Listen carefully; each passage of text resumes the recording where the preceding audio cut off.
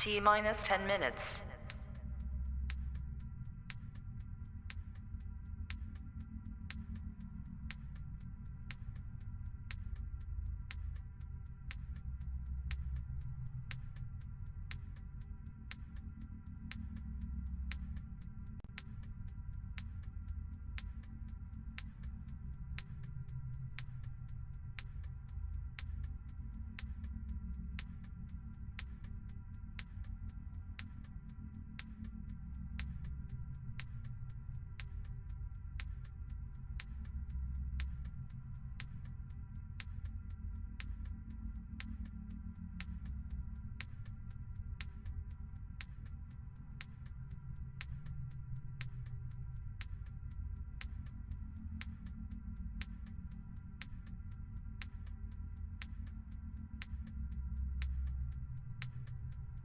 T minus 9 minutes.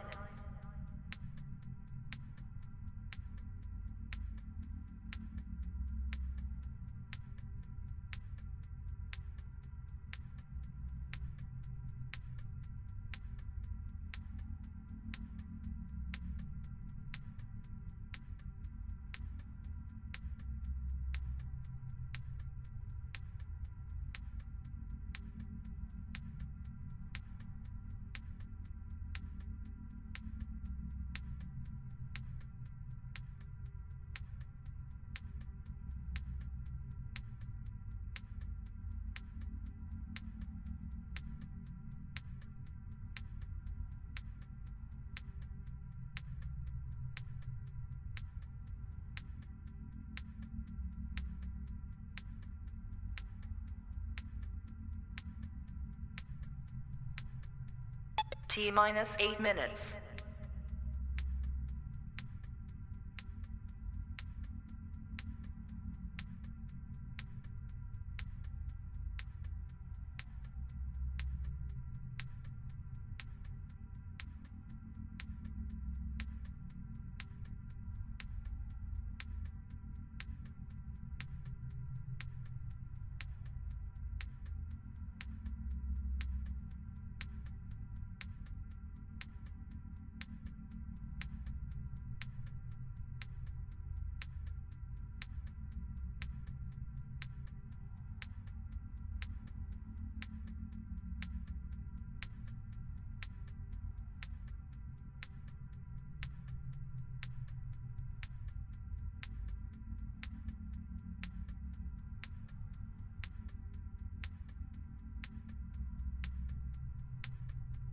T minus 7 minutes.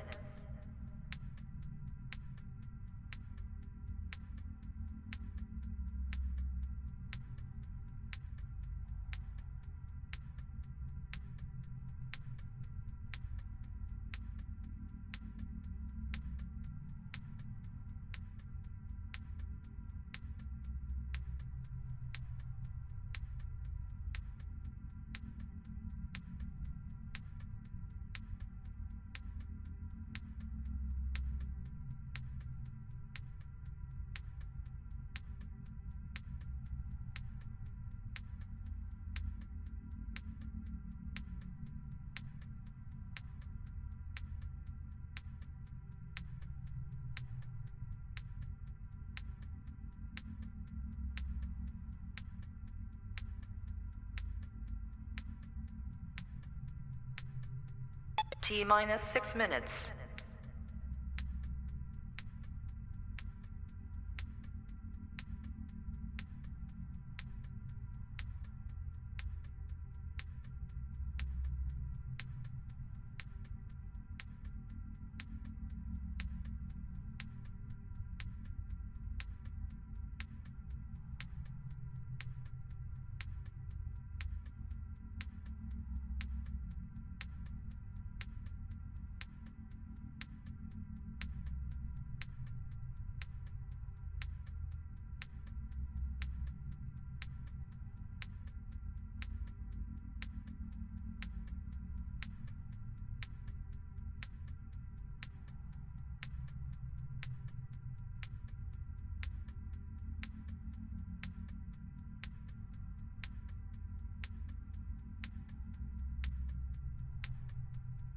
T minus 5 minutes.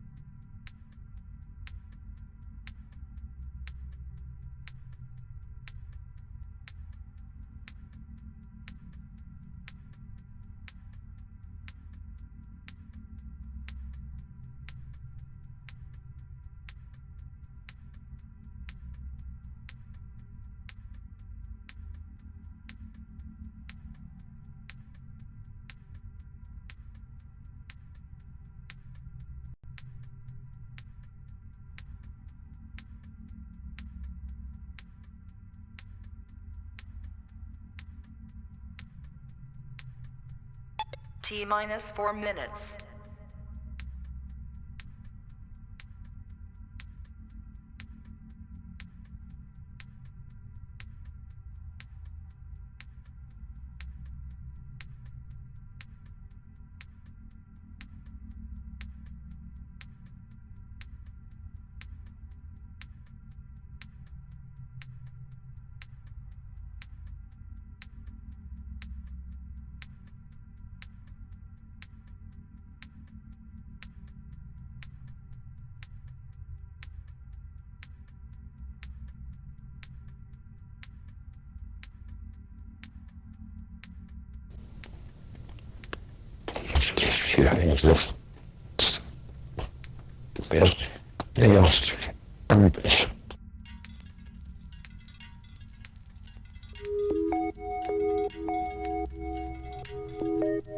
T minus 3 minutes.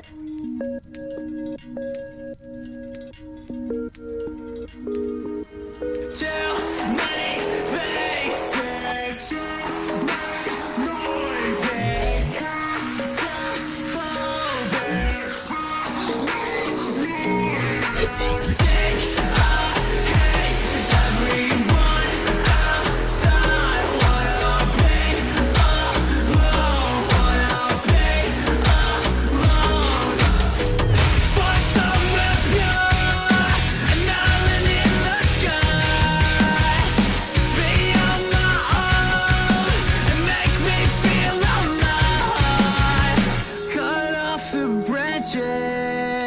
the ones corrupted.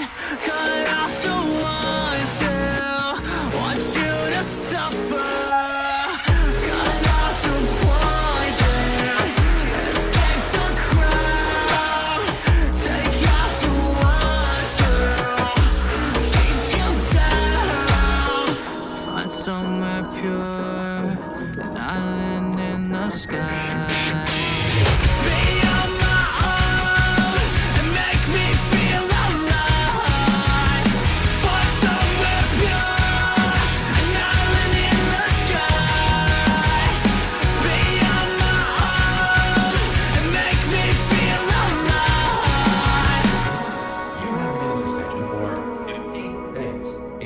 With state and federal regulations, all testing candidates in the Aperture Science Extended Relaxation Center must be revived periodically for a mandatory physical and I was scared to fade away in the background. Took whatever that you gave, stripped away my face to hide. But I'm not gonna waste my time again. Sick of all the lies you'd always spin.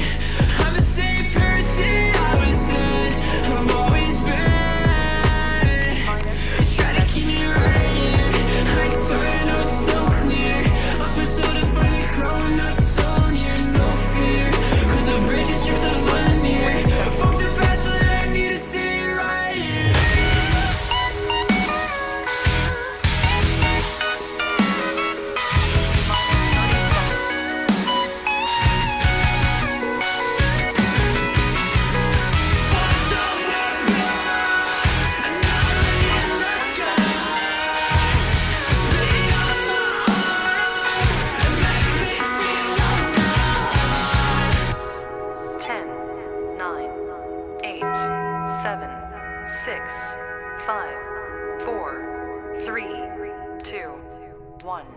0.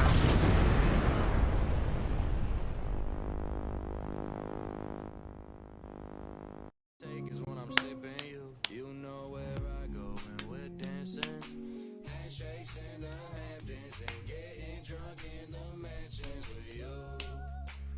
Yeah. And you look so classic. Come through with that magic. You know that I'm about to smash it. It's true. Alright, thank y'all. Let's do it.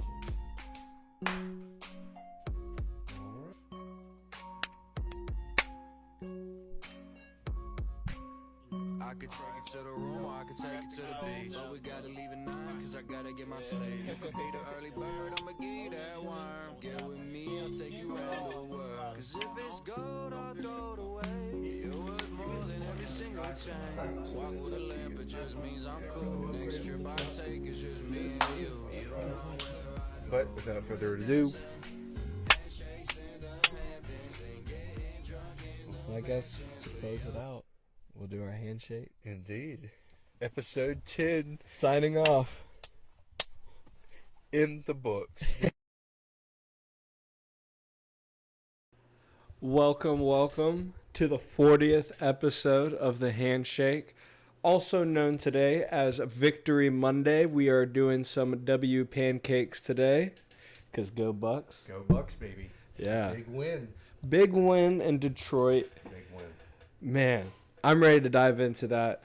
But without further ado, let me tell you about the Handshake.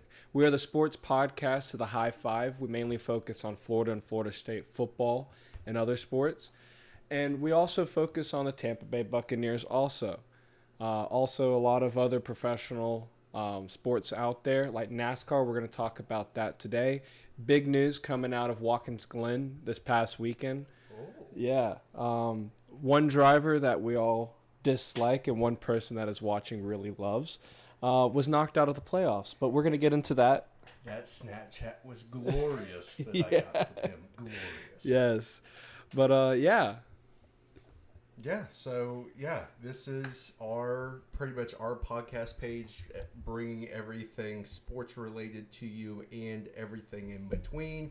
If you do want to stay up to date with everything going on as far as the podcast, if you do want to check out our YouTube channel, we do actually have some new content out there. We actually did not really a victory walk, I guess you could say a L walk video that we have up. You can see that on YouTube. If you want to see that, podcast stuff, the gaming channel, and everything else in between as far as our merch, our stickers, as you can see right here, and all right here. Beautiful. If you want to get them, please hit us up in all of those up top, JTV Tree and JTV Tree 16. And then I have my boy Jacob over here. Yeah, my Twitch is j.high5, and Instagram and Twitter is XXXseed10. Yeah, if y'all do feel any interest at all about our stickers that we have multiple ones that we have. We have the High Five sticker, Handshake, Sore Thumbs. We did a couple of knockoffs of different companies. Don't want to say who they are. You definitely know who they are. We're just going to say Triangle brand, Diamond brand, and Mountain brand. Yeah, these stickers are actually pretty cool. I did a lot of work on these, so Beautiful. hopefully y'all like them. We are going to be putting these out. I think it has something to do with this. Oh, All right, we're taking this off. I thought it was going to be a good little bit for everybody, but apparently it's causing audio issues, so we're just going to throw it right here, and I'm just going to go back to my measly self. Yeah, but All right, there we go. yeah, I think that's hopefully a lot we'll better. be good. Hopefully. Yeah. But we are going to be making some more stickers, more things to come on that, and hopefully soon we'll be doing some T-shirts. Yes. Yeah. It's gonna be fun. Yeah. Definitely. Like, So for sure. Yeah, if y'all want to show out y'all's pride about High Five, about making some new friends, more than welcome to hit us up on anything that we do have on any of our social medias that we have, and just let us know if you want a sticker, And if you do see us out in public, please let us know about that too. Yes. Do not be afraid to come up and talk to us, for sure. Yeah. Yeah, because sometimes we are afraid to talk to people. So Most of the time, yeah, I am very afraid to talk to people. But Yeah. now, hey. But that is a reason that we started High Five, is to get out of our comfort zone and help other people get out of their comfort zone, to make new friendships and try something new once in a while. Yeah. Yeah, exactly. Just getting out, doing things I don't know. It's just creating positivity, getting out, expressing yourself like we're doing, like he's doing with the stickers, like we're doing with the merch, like the video content, everything like that. Just expressing yourself. Yes, yeah. Huge thing. Yeah, and at the end of the podcast, we are going to go over the high five and the meaning of the high five, because this is our 40th episode. Every 10 episodes, we are going to take our time to talk about high five and how much it means to us. But I'm ready to get into some sports news. I am too. We had some good college football. Indeed. Very good college football. And really good NFL this past Sunday. Indeed. I was very surprised about a game that wasn't the Bucks, but we're going to talk about that a little later. But before we get into news about the NFL and college football, we need to get into the news about ourselves. So let's get into our random story of the week. You want to hit this off for your random story of the week? Absolutely. My random story of the week would probably have to be this Saturday. Had the day off, woke up, felt confident in a certain team, got to the tailgate, had a blast. We were kind of hesitant, but still we were, it's Memphis. Mm-hmm. We were optimistic about the game, and it did not go the way it went at all. And I believe it was, I don't know what turnover it was. It was like third quarter, like early third quarter. And I literally, as soon as the play was over, I didn't even look. I literally got up and I left. Really? It's probably the fourth FSU game probably like the fifth FSU game I've ever left, like early. Because I know the Boston College game you left. I think it was the beginning of the fourth quarter. Not feeling good. Yeah. Not feeling good. Oh, yeah. But this time it wasn't because I felt fine. It was hotter than fire after it raining all day. Just unpleasant experience as a Florida State fan. And I bet you Poppy had close to the same experience I had down in Gainesville this weekend. Shout out to him. Pray for him. That was probably not fun. Yeah. Especially, the Swamp is a very hot place. I heard a lot of people on Twitter were talking about before the rain delay that it was one of the hottest experiences they've ever had at Gainesville. And then the rain happened, and it was just like a muggy, wet feeling the whole entire time. So, to all the Florida fans that was booing Napier, I think 70% of it was the playing on the field, and 30% of it was the hot, muggy weather that got them over the tipping point for themselves. Yeah. It's the same thing with Florida State. The booing for Mr. DJ Uga Tuga Wooga Booga was apparent once again. For the third straight game, we have boos. I don't know. Yeah. That's my story of the week. Not a good week. Good week for, work. Mm-hmm. But, we haven't had to arrest anybody. But, yeah. That's good. It's nothing too exciting. Just wanted to get that off my chest, I guess. Is my random story of the week. There you go. Didn't really have anything random, unfortunately. True. The president got shot, or almost shot again. Yeah. That's a story of the week, I guess. Yeah, the shooters are 0-2, almost at the record of Florida State right now. Bro, yes. Yes. They're my Which is a good fantasy team in my other league. I'm 0-2, like the shooters of the president. Yeah. And then I have Trump is 2-0 against those guys, and I hope he stays undefeated. Facts. Yeah. Facts. My other team is like Lee Harvey Oswald. Undefeated, never lost. Well, my story of the week is I I got the job at the state. Congratulations, Yeah. bro. Congratulations. Getting that fat cut off of that fat pig. Mm-hmm. I'm so happy to be working for the big man.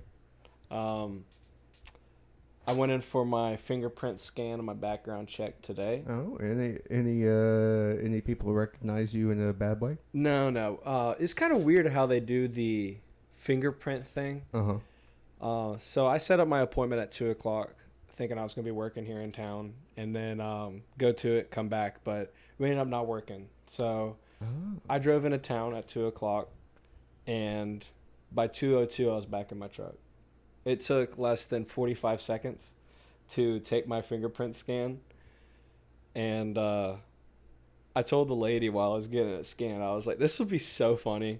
Not funny, but funny. To find out that I did do something illegal or somebody stole my fingerprints and did something illegal. This would be the worst way possible to find out.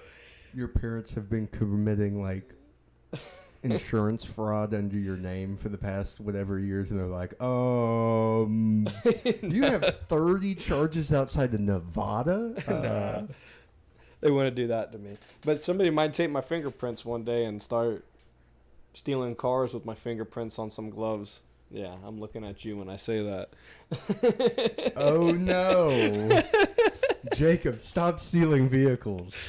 Stop scratching the VIN numbers off. Yeah. But yeah, that's my story of the week. I'm finally going to be a part of the state. Hopefully by tomorrow, Wednesday, I'll find out for sure about coming in and getting ready to get on board. I'm excited. Really excited. It's I don't know, it's a job I can get comfortable behind.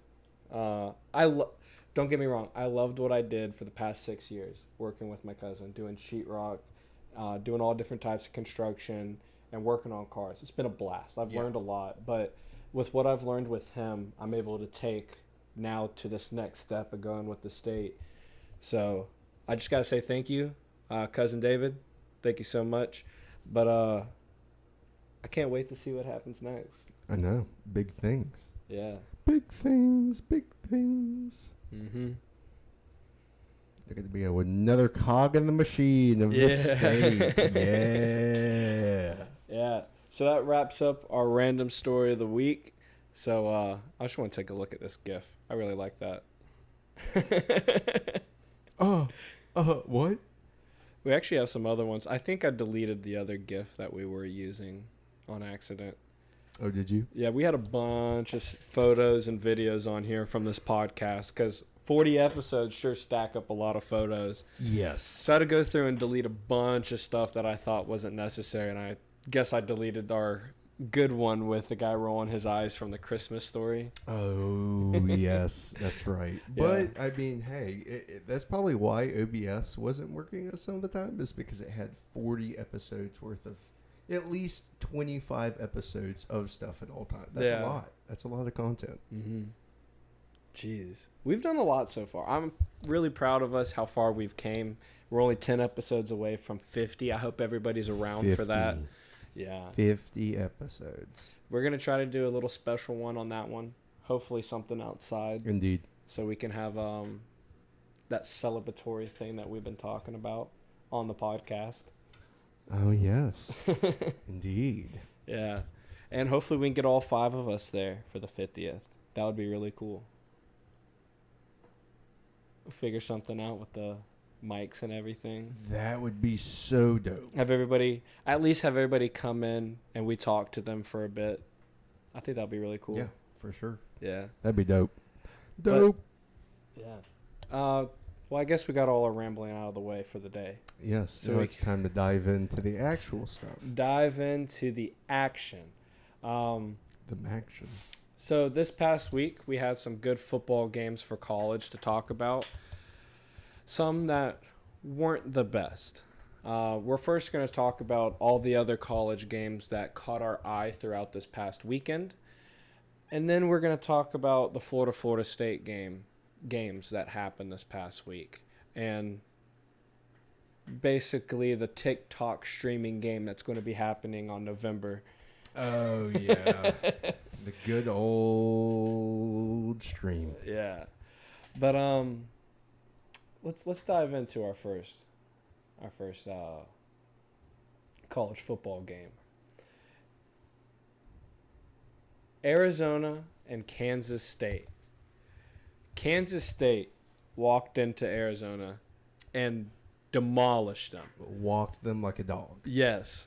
Arizona had a lot of hype behind them coming into this game, being freshly ranked 20. Really good quarterback, all that kind of stuff. Yeah, there's a bunch of talk about them. And then they just showed up and could not play against Kansas State. And a lot of people found out why. One of Arizona's players has the last name of Uyunglele. Oh, my gosh. Yeah. But it wasn't somebody like quarterback or anything. But they were just it's making that joke. I think it's a defensive player. Yeah. Yeah. I don't think he's actually part of DJ's family, immediate family. There are not too many people with the last name of Uyunglele. Yeah, they could be related. It's not like James and Dalvin Cook. Yeah, that is true. I wonder if he's that. I wonder what position he plays. Probably defensive end. I'm pretty sure it's defensive end. I'm trying or to look this tackle, up. if it's who I think it is. We're not going to be able to look it up. Ooh. But Kansas State ended up winning that game 31-7. Wow. It didn't load there for a second. But Kansas State, after having a rough couple of years these past, I would say, 10 years, they always look pretty decent on their first two games. And by their third game, they always find somebody to show them up and show them how to actually play football. Yeah. It kind of seems like Kansas State is going to be on that roll this year. And kind of exciting to see. I think coming up in the next couple of weeks, they're playing. They're going to have a shot at the Big 12. Yeah.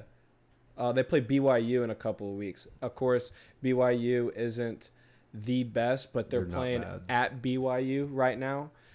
So that's going to be a big game coming up. And then they play Oklahoma State the week after that. So they have a big test coming up behind them.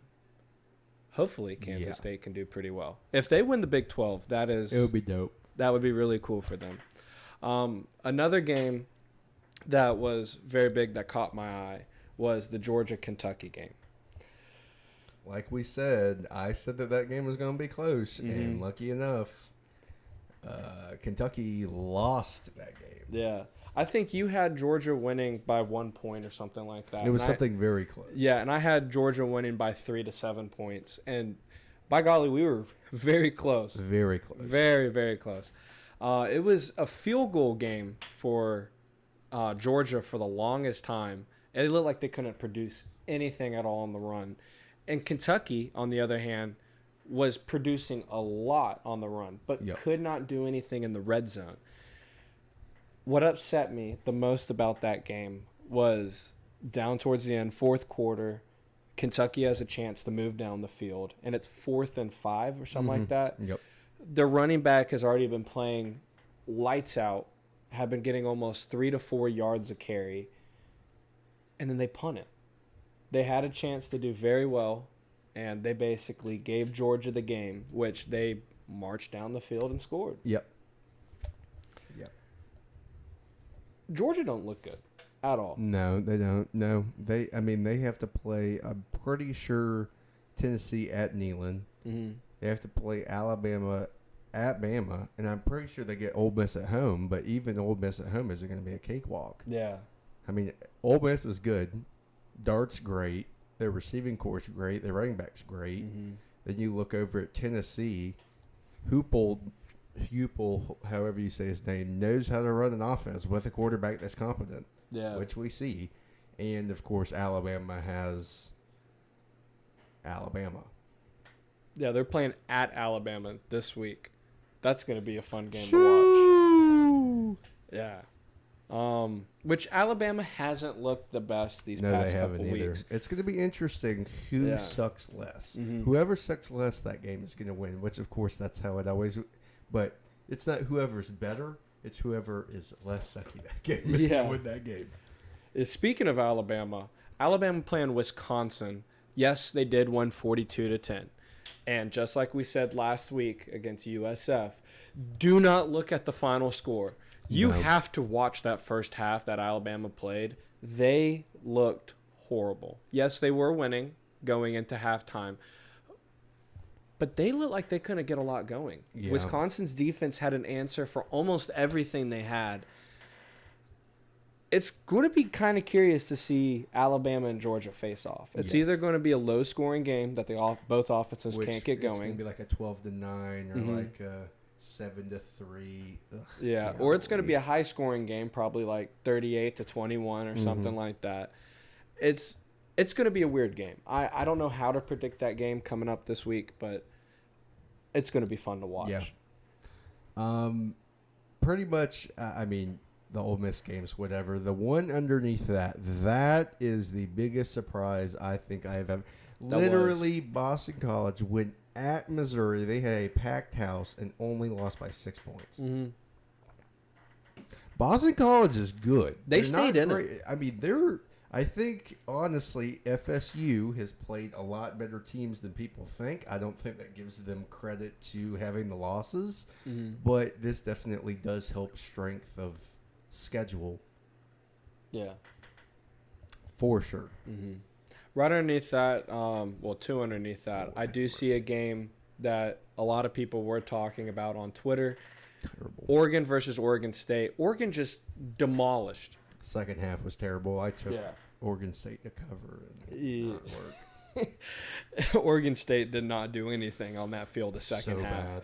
A lot of people were saying maybe DJ wasn't the problem at Oregon State. He was a good bit of the problem with them, but that offense, honestly, I think Florida could beat that Oregon State team. That would be a very horrible game. We'll see but Saturday. Yeah. Yeah, because they play Mississippi State this Saturday. Who lost to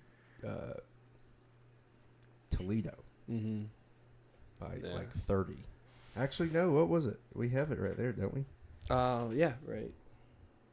I know that. I apologize for going out of order. No, you're good. Mississippi State, Toledo. Toledo 41, Mississippi State 17. Holy. Yeah. Yeah, that's who Florida plays this coming week. So hopefully, fingers crossed, Florida can pull out going 2-2 this week. Or Toledo's going to be one of the 12 teams this year. Could you imagine? That would be insane. 12th spot, Toledo. Jeez. Oh, man. All right, come back up on our list. Miami, another easy game for them, winning 62-0 over Ball State. I have to say this real quick about Miami. With their schedule, there's no way they should lose a game. No. Nope. Not a singular. They literally have Virginia Tech, who's trash, at Cal, Cal's good, but Miami's just great. Mm-hmm. At Louisville, which is probably going to be their toughest game all year. They're going to kill us by 50. They're going to kill Duke, even though I feel like that might be an interesting game just because it's Mario Cristobal versus Manny Diaz. Mm-hmm. And wouldn't that be funny? If Georgia Tech beats Miami. Back-to-back years.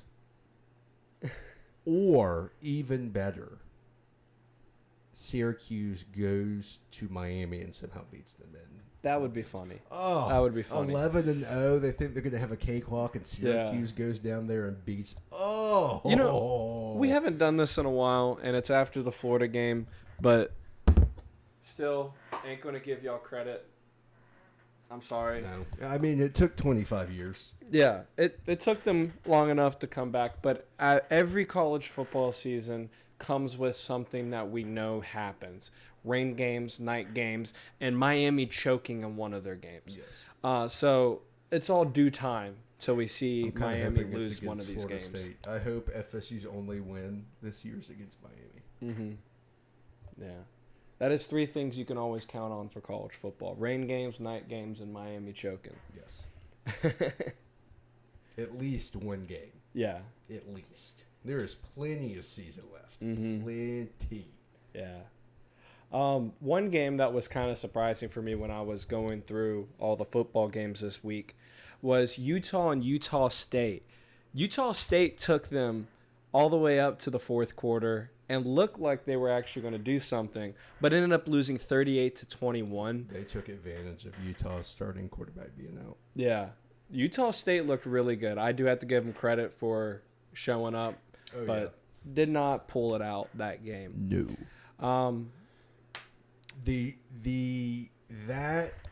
That score right there does not show how close that OU Tulane game was. Oh yeah, that first half was really really even until the fourth, literally halfway through the fourth quarter, it was a 3-point game. Yeah. Well, OU had a 13-point lead against Tulane going into the half. And then after that, Tulane was coming back. They scored 7. Oklahoma scored 3. So they were only down by 14 at that time. And then Tulane was coming back, got 6 points, so 2 field goals. And then Oklahoma got 10 towards the end. So, it was 24-19. Man. The one game that caught my eye in the morning time while I was watching the FSU-Memphis game was the LSU-South Carolina game. And I got to say, that had me on the edge of my seat. I was going back and forth between the Florida State game and the LSU game. I actually had both games going on the screen. LSU should be unranked right now. Yes. And be 0-2. South Carolina gave away that game multiple times. And the officiating. Yeah, dude, the officiating got me so much. But South Carolina missing that final field goal. Oh, Logan lost it. To tie it up. Dude. Logan lost it. Oh. It looked like it, and I was like, no, it's not going enough over. As soon as they lined up, I was sitting there looking at it. I'm like, he's too far over to the left. It's going to be wide right. And my mom's like, there's no way. He's going to make it. I'm like, no, he's too far over left. Boop. Mm-hmm. He was Whenever you see a ball not hugging that line too much and you're like, no, with the camera angle being the way it was and where they were on the field, no way that ball was going in. Yeah, but that was an awesome game to watch. Very good. It looks like Michigan, Arkansas State gave Michigan a good run for their money. Yeah, I was watching the highlights of that game today. It literally looked like Arkansas State was going to beat Michigan that whole entire game. Did James Blackman start for him? I don't. Because he plays it. James Blackman still plays? Oh, maybe not anymore. It has been many moons. Oh, Jalen Raynor was their quarterback. Oh. Yeah. But Arkansas State took them to the wire, only losing by 10 points, 28-18. I don't understand how Michigan is still ranked. There's no possible way Michigan should be ranked right now. Not in the top 17. The only reason is because they won the Natty last year, and that's it. Yeah. Yep. They got embarrassed at home against Texas. Yes, Texas is a good team. They outright deserve the number 1 spot right now. But I feel like Texas is better with with Arch Manning than they are Quinn Ewers. Dude, they look unstoppable with Arch. But Michigan, there's no reason why. None. They're leaving all these teams able to come back or stay close in these games. Because who did they play before Texas? That nobody team. Fresno State. They barely scraped by from Fresno State. Yeah, they scored. It was literally Fresno State was driving down the field to tie it up, and then they throw a pick 6, and then they turn the ball over again, and Michigan scores. That game was literally down to the wire till almost the very end. Yeah. Like, going through Michigan's schedule, looking at it right here, I see another 3 losses going through this. I see them losing to USC this coming week. I see them maybe losing to Washington or Minnesota. Michigan State, that's a toss-up. Oregon for definite, and then Ohio State, definitely. That's 3 to 4 losses right there. Yep. Yeah. This is going to be an interesting year for the 12-team playoff because there are going to be a bunch of average teams that are very highly ranked, they're going to get knocked off by teams that lost a close game. So they're an 8, 9, 10 seed, and they're just going to wallop. I think with this whole transfer portal and coaches going around all the time and not being able to create something at a certain college, there's going to almost an even playing field with a lot of these colleges, like lower teams to higher teams. Yes. Like Vanderbilt is coming with close games this year. It's insane. And then they lost. Yeah, but they're playing very well, like surprisingly well this year compared to how Florida usually plays. And you look at Arkansas, they're having up and down games. They obviously didn't have the best game this past week, but it's crazy. You see Memphis beat Florida State this past week. Somebody who shouldn't have came into Florida State and won. Yeah. A lot of hype was around a lot of these schools this past offseason. Yes. And a lot of people are getting that reality check right now.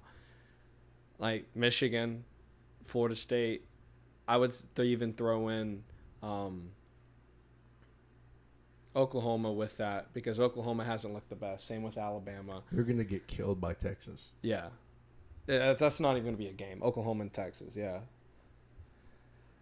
But moving down the list, one that I'm going to show later with the uniforms I thought was the best uniforms this past week was Illinois with their throwback uniforms.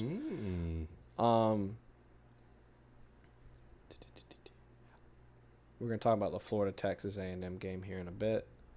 Washington and Washington State.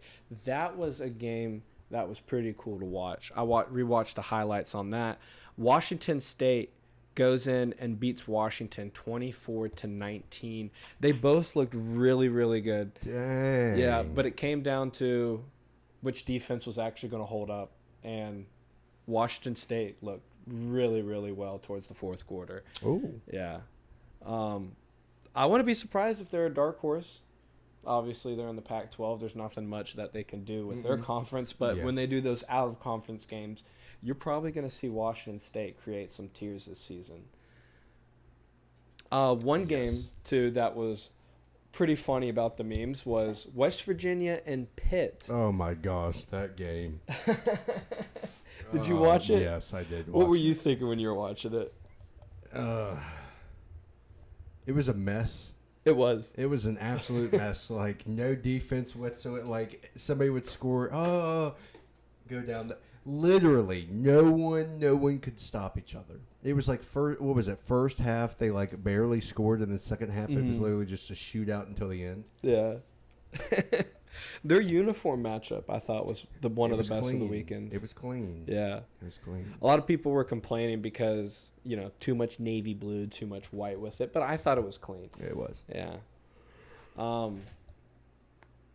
But people were complaining that Pitt did win because I had West Virginia winning that game. And I was posting some memes on my story that morning about a classic song that West Virginia likes to sing. And the students like to create their own words to it, right? When you say, Sweet Caroline, and they add some words to it. Eat, poop, Pitt. Yeah. Except it's not poop. But now I can wear my Pitt jersey out in the open, and nobody's going to say anything this year because they won the rivalry game. No, you're still going to get it. You might get it worse. Yeah, I might. I don't know what it is. It's just like when Dalton wore that Bengals jersey. T. Higgins jersey, bro. Just every time crash out. Yeah, every time Dalton wears a T. Higgins jersey, he says he has people that give him so much hate. Every time I wear a Pitt jersey, there's somebody in random bars that will go, "Eat Pitt." Yeah. Yep. Every time. Every time. Another one that I thought was kind of weird to see on the stat score was Iowa and Troy. Troy held up against Iowa, only losing 38-21. That was a pretty close game for Troy. I give them kudos for that. Scrolling down through here, there wasn't much more on schools. Oh, this is it. Vanderbilt losing to Georgia State. That was insane because Vanderbilt looked surprisingly good their first two games. and then turns around and loses to Georgia State. Yep. That was a shocking game when I was looking at it. It looked like Vanderbilt was able to at least pull it off in the fourth quarter, and then couldn't get anything going. Yeah. They just turned into the regular Vanderbilt. They were like, "Oh wait, we're the Commodores." We the Commodores. Jeez. Colorado and Colorado State. I did not stay up and watch that game. I did. How were you feeling about that? It was just a cupcake game for Shador and Travis Hunter. Yeah. Not next week. Nope. Not Not next week. at all.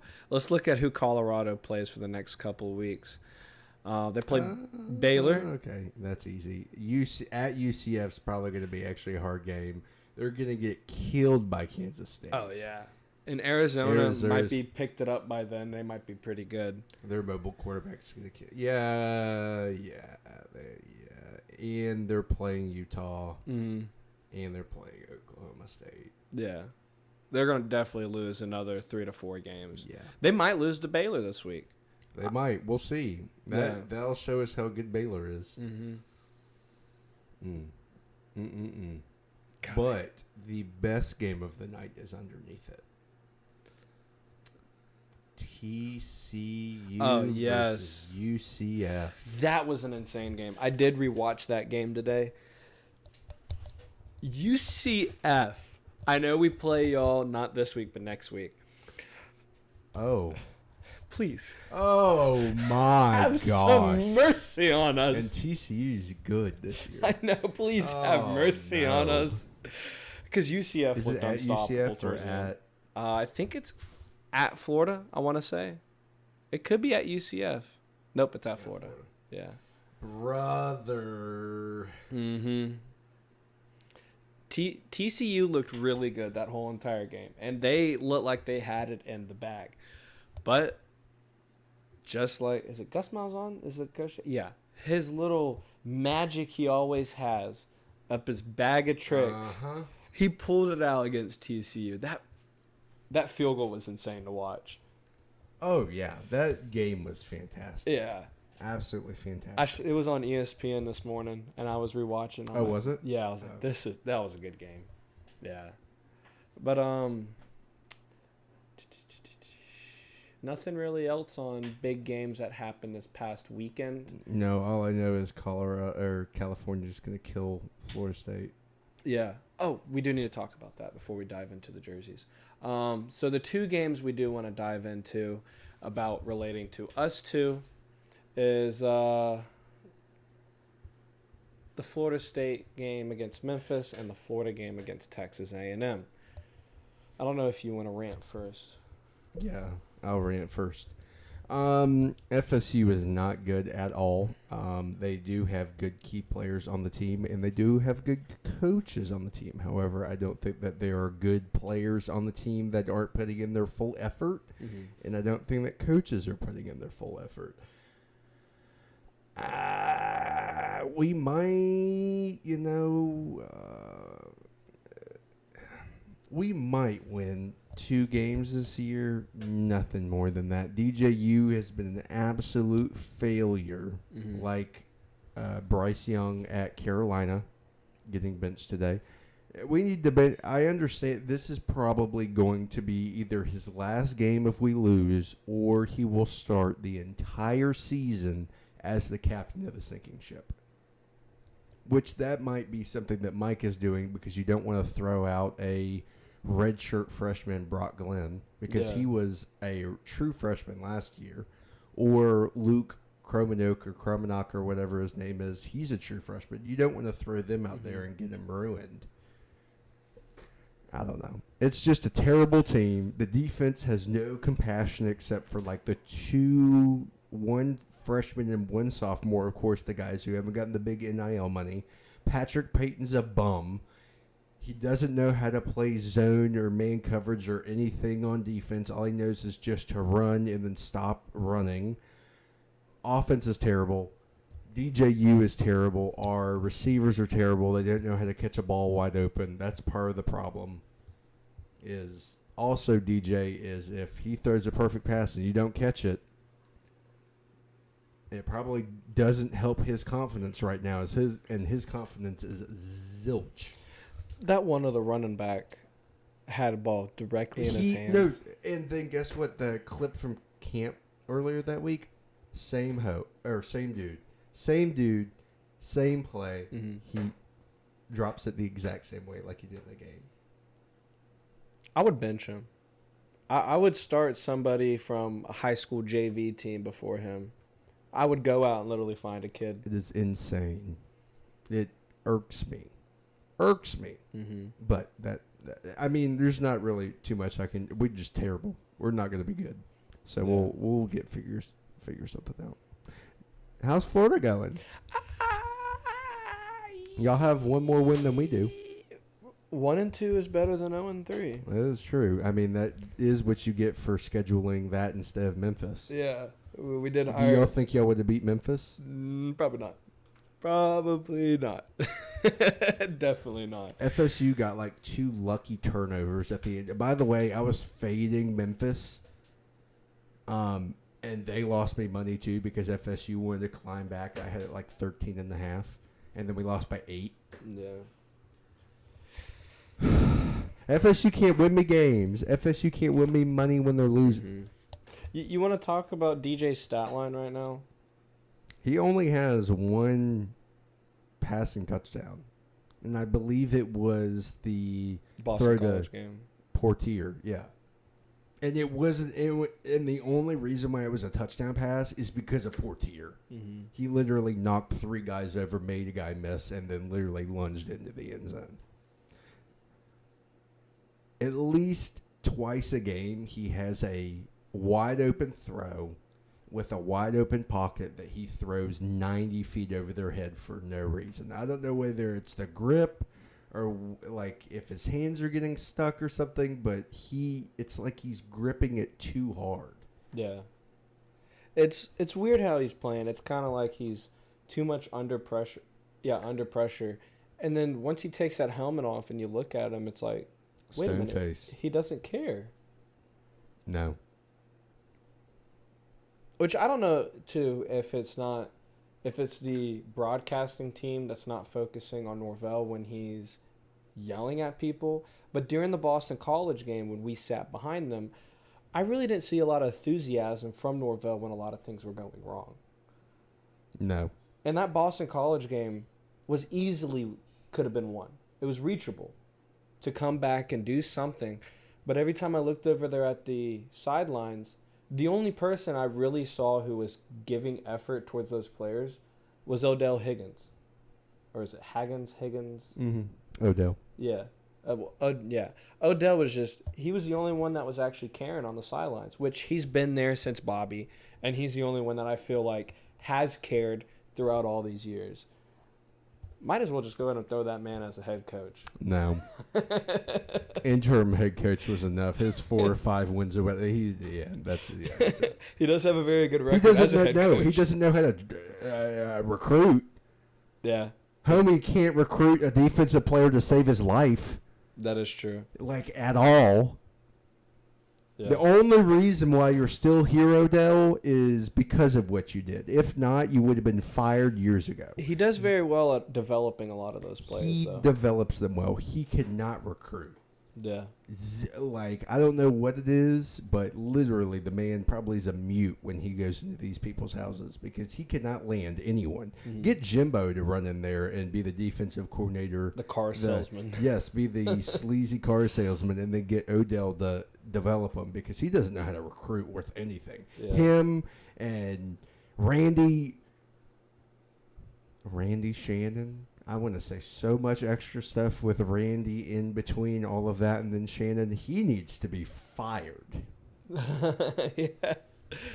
All the people see FSU just needs to eat it with all the extensions we did over this past year. We need to fire them all, pay them all out, and say, have a good day. Mm-hmm. Also, our football administrator dude that came over from Oregon State, and reports are saying that he was promised $225K if he got the Uyunglele to come here, publicly castrated. Yeah. and drawn and quartered and burned at the stake. And then he could never be he could never be hired at another place again. A lot of passion from you right now. I mean, well, I have a very similar thing to say about my university right now. one thing I do have to say before you go on your rant, whenever Lagway had his scoring drive and I looked at his face, he was like looking down. I'm about to get into that. Oh, you are? Okay. All right. Yeah, I'm done. I'm done ranting about my terrible team. Yeah. All right. Talk about your mediocrity. Yeah. So going into this Texas A&M game, I know for a fact that we weren't going to win this game. I was surprised that we did show effort towards the end of the game. And then I remembered, oh, wait, Texas A&M felt sorry for us and put their second-string defense in there. It kind of looked like at one time Florida had a chance to come back. Napier promised us and kept his promise about the two-quarterback system. But the thing is about a two-quarterback system is if a quarterback has the hot hand during the game, theoretically you want to keep that hot hand quarterback in the game. Exactly. But no, we did not do that. Lagway did pretty decent while he was playing. So did Mertz. Towards the end of the game, we did have that drive going down the field with Mertz and scored, bringing us back somewhat decently on our score. The next drive, we get the ball. We hand it over to DJ Lagway, which was struggling the last drive before when he had it. You would think, give it to Mertz. He just had a touchdown in the last drive. Yeah. Let's see him march down the field and do it again. No, we give it to Lagway, and there goes our chance to come back during that game. After the game, though, there was a lot of talk about Napier getting the hot seat. Not even, I think it was 8 hours after the game, I wake up on Sunday morning, and I hear the news that all the booster collectives has officially paid up the $26 million that we have to do for the buyout for Billy Napier. So we just need $1 million is like change compared to the $26 million we've already collected. Yeah. I was looking at this also.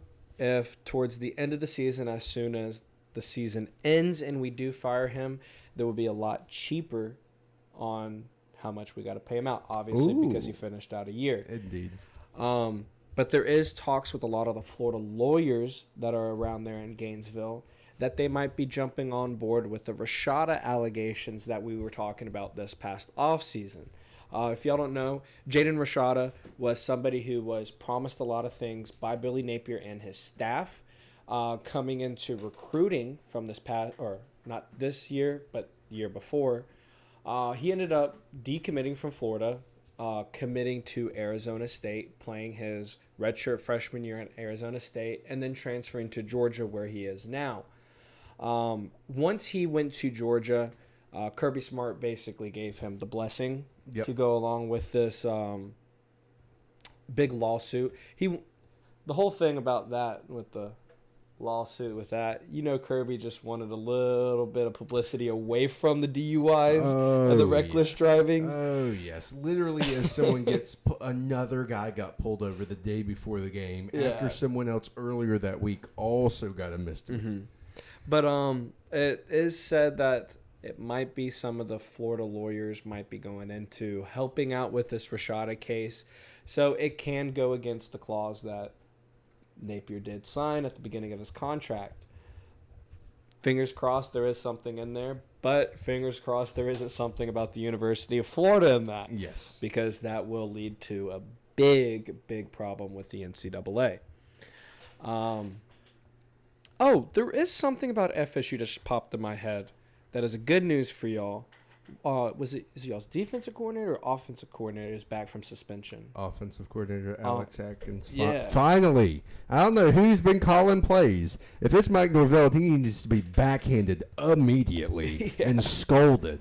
Yeah, y'all finally got y'all's offensive coordinator back, so that's good. But see, here's the thing. Was he in practice? Yeah, he was in practice starting today. Oh, he wasn't able to practice with them? Mm-mm. Oh, okay. All right. That makes sense now. All right.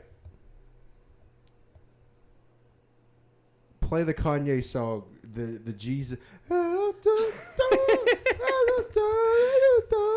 the Lord. But back to the Florida Texas A&M game. Thank you. So as of right now, there is a lot of talks about Napier losing his job. There's a bunch of coaches that might be lined up with all this. The 7 coaches that they do have listed, I'm going to go from 7 up. Jamie Chadwell, head coach from Liberty right now. Lance Leopold, head coach at Kansas. I would not want that at all. Alex Golish, the head coach of South Florida. He has done a pretty good job these past 2 years with USF. But just like Billy Napier, does he have the coaching philosophy to coach an SEC school? No. We dipped into the Sun Belt. We should not dip into the American Conference to go find somebody. Jed Fetish right now, the head coach for Washington, somebody who just took over from DeBoer, who was at Washington this past year. He was the assistant coach last year for DeBoer. He had time in the NFL, so there is a lot of stuff going around about him, about the knowledge he has about how to run an offense decently well. So very good for him. His name's number 1. Of course it would be number 1. The third one is Elijah Drewich, the head coach at Missouri right now. I would say that would be a smart decision, but I do not see him leaving Missouri. He's a very good fit right now at Missouri. Last year he had 11-2 record, and this year he's looking very, very good, and right now in the top 25. So my last one on the list, which a lot of Florida fans have been talking about. Of course, he's the best one on the entire thing. Get him to Gainesville is Lane Kiffin. And if that does happen, yippee, very good. But on 3, and a lot of other people that have been talking about it, like Paul Feinbaum, RG3, and others that have weighed in on this conversation, think that Lane Kiffin will take the job immediately if Florida asks him. In my honest opinion, probably already asked him. Yeah. In my honest opinion, I do not see Lane Kiffin taking the job at Florida. It would be nice. It would be like Mark Bob, whatever his name is, coming back and coaching at Florida State whenever that stuff was circulating. Yeah. But the crazy thing is a lot of people do make the point of him at Ole Miss. Yes, he could have a caliber team to run for the college football playoff. But at Ole Miss, it would be very hard to get recruitments there on yearly basis to win a national championship. They're giving the argument that Florida, like Florida State and Miami, all the schools in Florida, is a big ticket item for a coach like Lane Kiffin to show up to and create a program, but basically revamp a program that already has history of talent. Ole Miss has history of talent back in the Civil War times to going up to about 1920. But after, I would say, Eli Manning's dad played there, that's about it. Eli did have his decently good year when he was quarterback, but nothing much since. But Ole Miss, you never know if they could have a historical program again this year. But if they do, I do not see Lane Kiffin leaving for the Florida job. But if they end up losing those key games, he might. One question. His personality and your boosters are the exact opposite of each other. That is very true, because he is about the same personality as Dan Mullen. And Urban Meyer, except cranked up to 50,000. Yeah.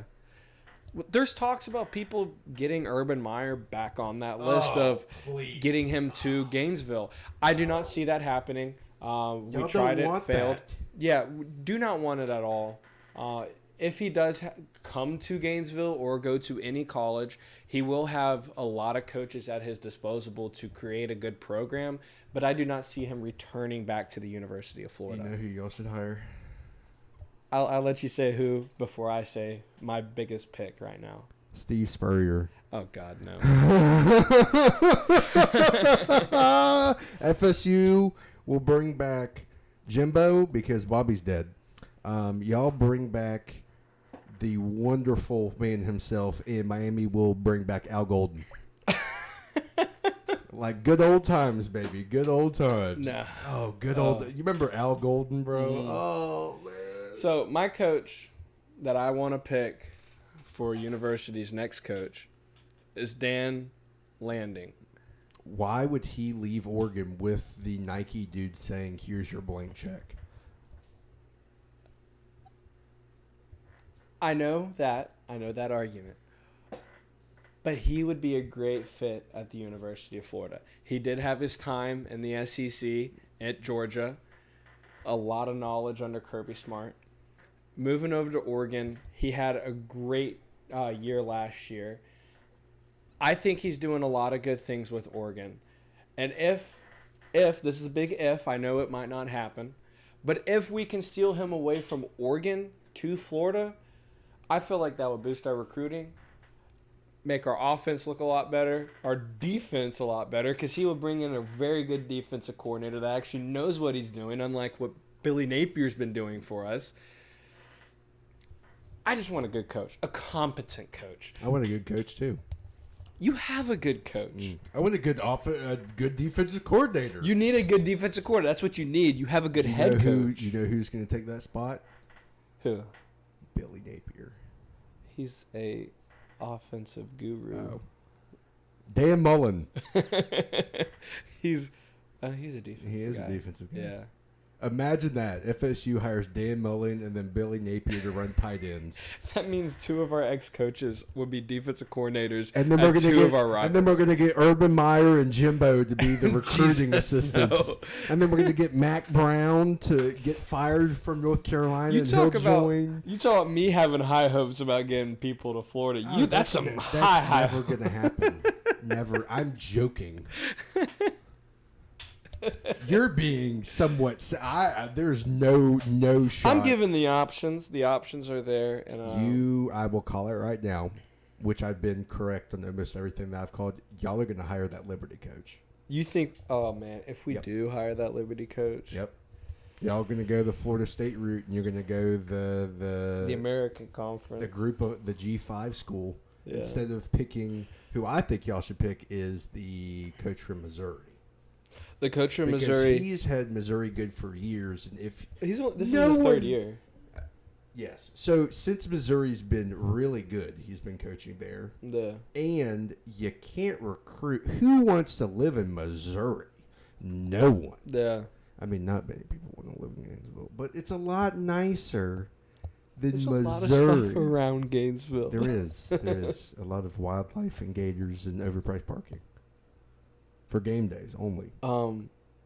Parking for the FSU games was not cheap. $40 compared to $120. Are you kidding me? Where are you finding $120 in Gainesville? Literally 5 blocks and in from the stadium.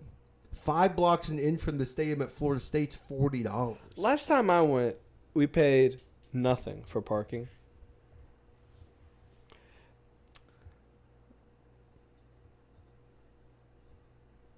You should have followed my directions on where to park last time you went down there. Did you park at like a state building? Oh, No. that wasn't you. We parked at the VA tailgating spot. You just pull right in there. Everybody's tailgating. You just pull into a parking spot and tailgate with them. We can't party with the VA. There's not all the VA people are there. All It's the just VA. random people. All the VA what? No, VA. He's having. They're in the trees. I'm having flashbacks for my grandfather. Generational flashbacks. Let's talk about some uniforms. Yes, because we are. Holy. We've We been got- going for a decent little time now. Yeah. Very nice. But yes, uniforms and, of course, our baker. Yes. So let's start off with FSU uniforms.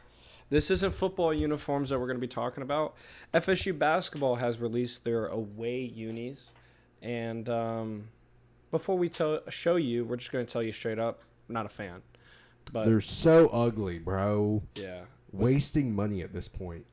Without further ado.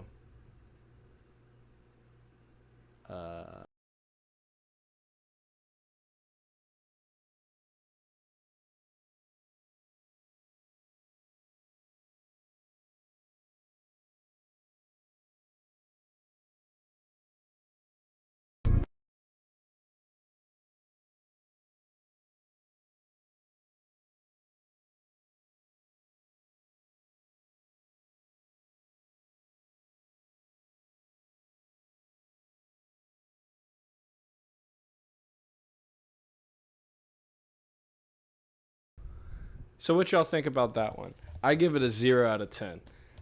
Who thought in their right mind that taking The feather? the feather away, what is that? Yeah.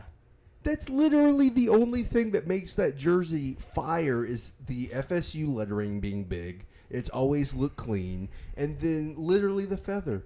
And it's been super simple. Mm-hmm. They literally, for the tribal thing, they just changed the colors. They haven't had to do too much to it. And it's been a perfect... They've had good basketball jerseys since they went in the Final Four in the 70s. And now Yeah. they're just terrible. Well, when Nike did it. when I first saw it, I actually thought they were their practice uniforms because it has the FSU on it with the spear. When I first saw that, I'm like, who puts two main logos right on top of each other? I know people are saying the FSU They're trying to logo is move not the main logo, but it is. No, they changed it. It is now not the official main logo of Really? the university anymore. It's now the spear. the spear. But still, putting the spear right underneath the FSU So logo dumb. looks dumb. Oh, it's I would say idiotic. put the spear on the side, Yes. like the Or feathers have it- used to be. Have it going down the pant leg or something. Yeah, I would do that. Do something like how the Nike Pro Combat football Yes. uniforms were. Yes. I would do something like that. This is absolutely garbage, in my opinion. 0 out of 10. Florida doing the revamp on their uniforms last year was a big win. I would say it's not as good as the ones they used to wear with the Nike ones, with the side and everything, but it's still a win. FSU kind of took a step back on their basketball uniforms. Huge step. Leaps Yeah. and bounds backwards. I do have to say, now that football season isn't looking so good for us, we're going to be focusing on basketball season coming Yes. Yeah, that is true. It does start during football up. season. Yeah. And then baseball season starts again. Yeah. So we got other sports we could be talking about on this podcast. We don't have to be crying over here in the Yeah, corner we have about. good baseball teams that go to the College World Series all the time. Ooh, Yeah. ugh. This football, meh. We're not football We're not schools. football schools. We're women's soccer and baseball Yeah. Hey, and volleyball. and I was trying to get you to go to the volleyball game yesterday. Oh, bro, I saw that text like 3 hours too late. I bet you did want to go to that volleyball game. Dude, I haven't seen a volleyball game since high school. When we used to go after church Was it sometimes. sand? No, it was regular volleyball.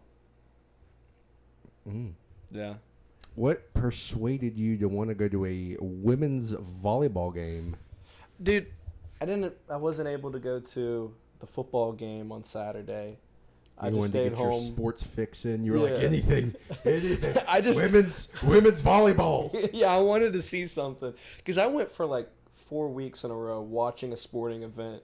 So I was kind of like sitting at home. I'm like, man, I want to go watch something. Plus, if y'all don't know this, any women's volleyball or soccer is free admission. Yes. You're able to walk It's in there dope. and go watch it. It's Go support the Lady awesome. Knowles. Yes. Any Sunday, they're always playing, or Tuesday or Thursday, the women's volleyball is playing. So that's always fun to watch if y'all ever get the chance to. But I want to get back to ugly jerseys that we saw this past week. Two teams that could not pull off a uniform to save their life is Kansas and Minnesota. Minnesota pulls out the all yellow, looking like just a mustard packet out They there look on like the Arizona field. State. They do. It's literally Arizona State homes, except they just changed the. Oh my gosh. Yeah. And Kansas, Okay. we talked about their uniforms a couple weeks ago, but The helmet isn't bad. Everything else is garbage. The lettering is garbage. The font for the numbers is garbage. They shouldn't have put the Jayhawk on the sleeve. They should have maybe just went back to the KU on the sleeve and then just done the Jayhawk on the helmet. And then Kansas on the helmet's too much too. yeah. Like, do something else. Like, do the I don't know. I don't know. Blech. Yeah, it's a 4 out of 10 for me. I know I said that when we originally judged them. 2 out of 10. Yeah, they're god awful. On the field, helmet's they look even worse 2 than points. they did in those hype videos. But there were 2 uniforms that were gray this past week. And they didn't, and one of them looks really good. Really, really good. All right, you say which one you thought looked really good, because I think ours is different. Or Kentucky. I think Kentucky? Kentucky's Okay. was fire. So we got the same one. Kentucky, I really love that gray. That I they're love wearing. blue and gray. Blue and gray together, even though you're not really supposed to wear it, it goes well. Very well. I love their helmets. I know it's kind of different what they usually wear. They usually wear just like a plain Jane blue helmet or a chrome helmet. This satin helmet looked kind of off while the game was going on TV, but in still photos, It looks so good. clean. Yeah. It matches up well with the collar blue, with the check, which I also like. They did the checkered Yeah. little sleeve right there. I love That's that how they nice. kept that, because when they updated the Yes. uniforms, they took away the checkered that was on the sleeve, like took up the whole entire thing. When they took that away and kept it like subtle with their collar, I think beautiful. Yeah. Absolutely gorgeous. On the other hand, Baylor, when you look over to that, I really think the dark gray is not the best. We did talk about this in the off season when they They released looked it. better like Kansas's did. It looked better in the offseason than it did. It's not bad. They could have done better, at least maybe with the yellow. Yeah.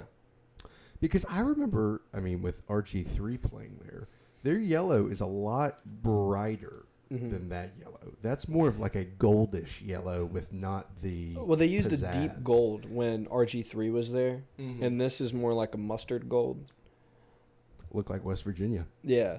They really do look like West Virginia's country road uniforms that they've been wearing. The literal spitting image, except it says Baylor and it's a little bit different of a color. Yeah. One thing I would have done to freshen up these uniforms to make them look a little better was to add some green outline to either the numbers Yeah. or Baylor. I think that would have cleaned it up a lot.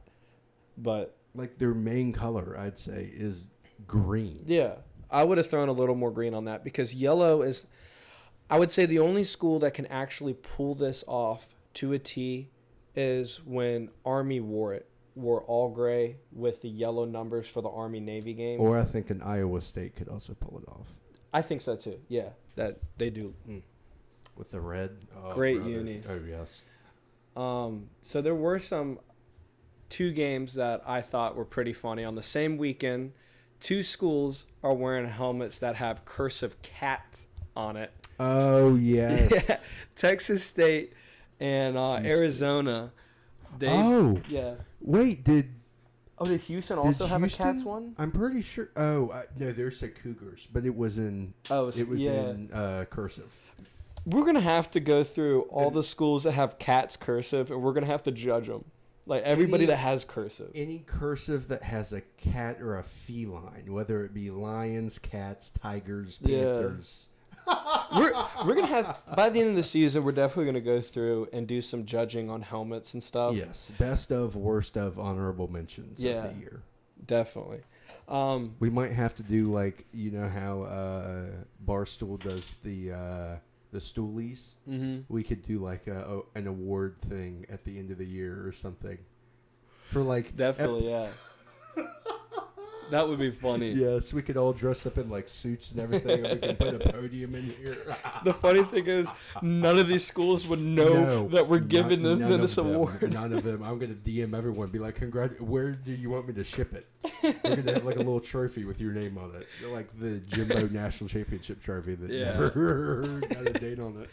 But the Texas State gold helmets with the cats on it, I think is clean. Very cool. Arizona, they do look clean too with theirs. But I think in this matchup between the two cats, I think Texas State wins that. Yes, yeah, indeed. Beautiful. For the next two that we have are just two uniforms I thought really looked really good this past week as home uniforms.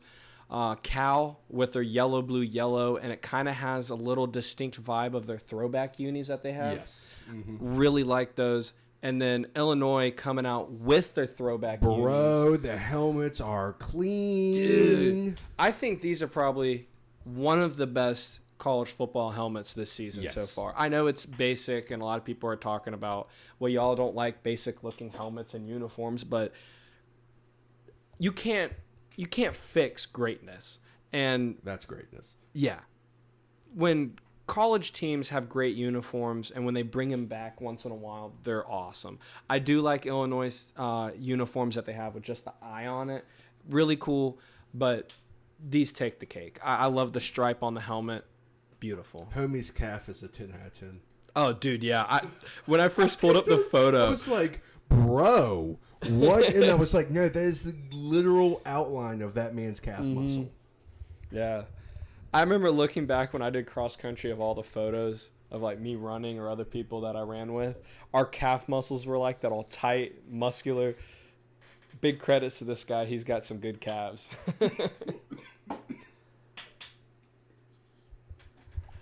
For these next helmets that we're going to be looking at, I'm going to take over this bit while Josh go gets us some more water. But Fresno State and Buffalo both came out with red, white, and blue helmets this past week. Fresno State, Josh said before the podcast that the curse of Bulldogs with the red, white, and blue is kind of played out because a lot of schools have done that. And I do agree with him on that. Florida has done the red, white, and blue with theirs. And I think Arizona State has done it. You can name a bunch of other schools that have done the red, white, and blue with their actual logo.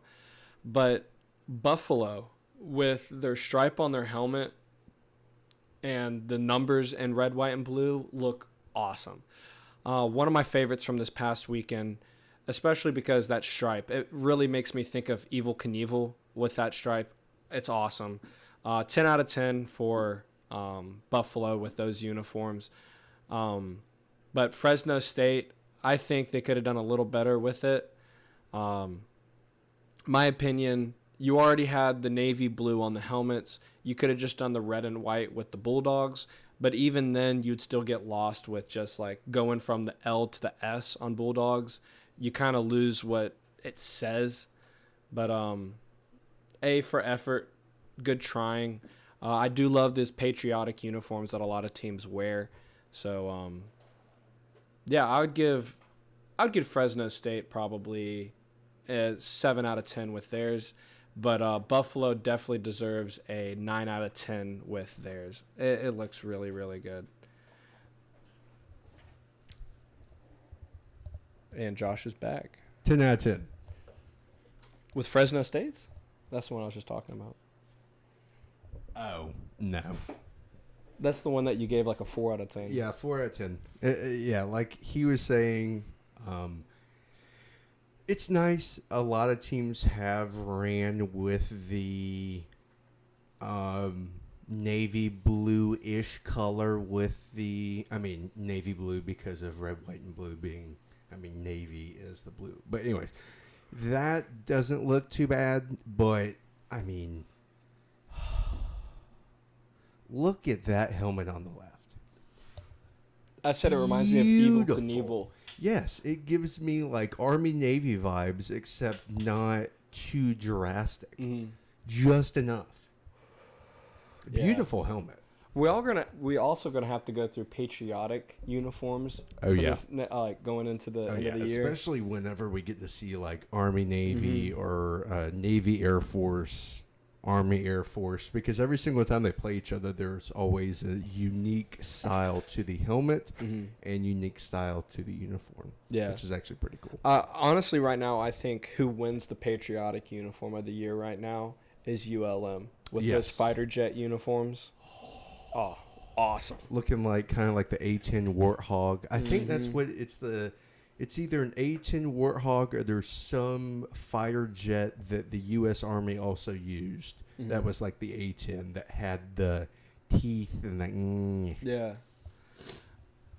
Love those uniforms. I just love football uniforms, baseball uniforms, anything that makes you look clean because, look good, play good, like how they always say. Look good, play good, indeed. Yeah. That's something that Florida is missing. I would think if they would add different combos with their set, some of those players would actually be happy to be on the field. They keep wearing the same unis week in and week out. You kind of, let's just go play football, I guess. Yeah, let's go. Yeah.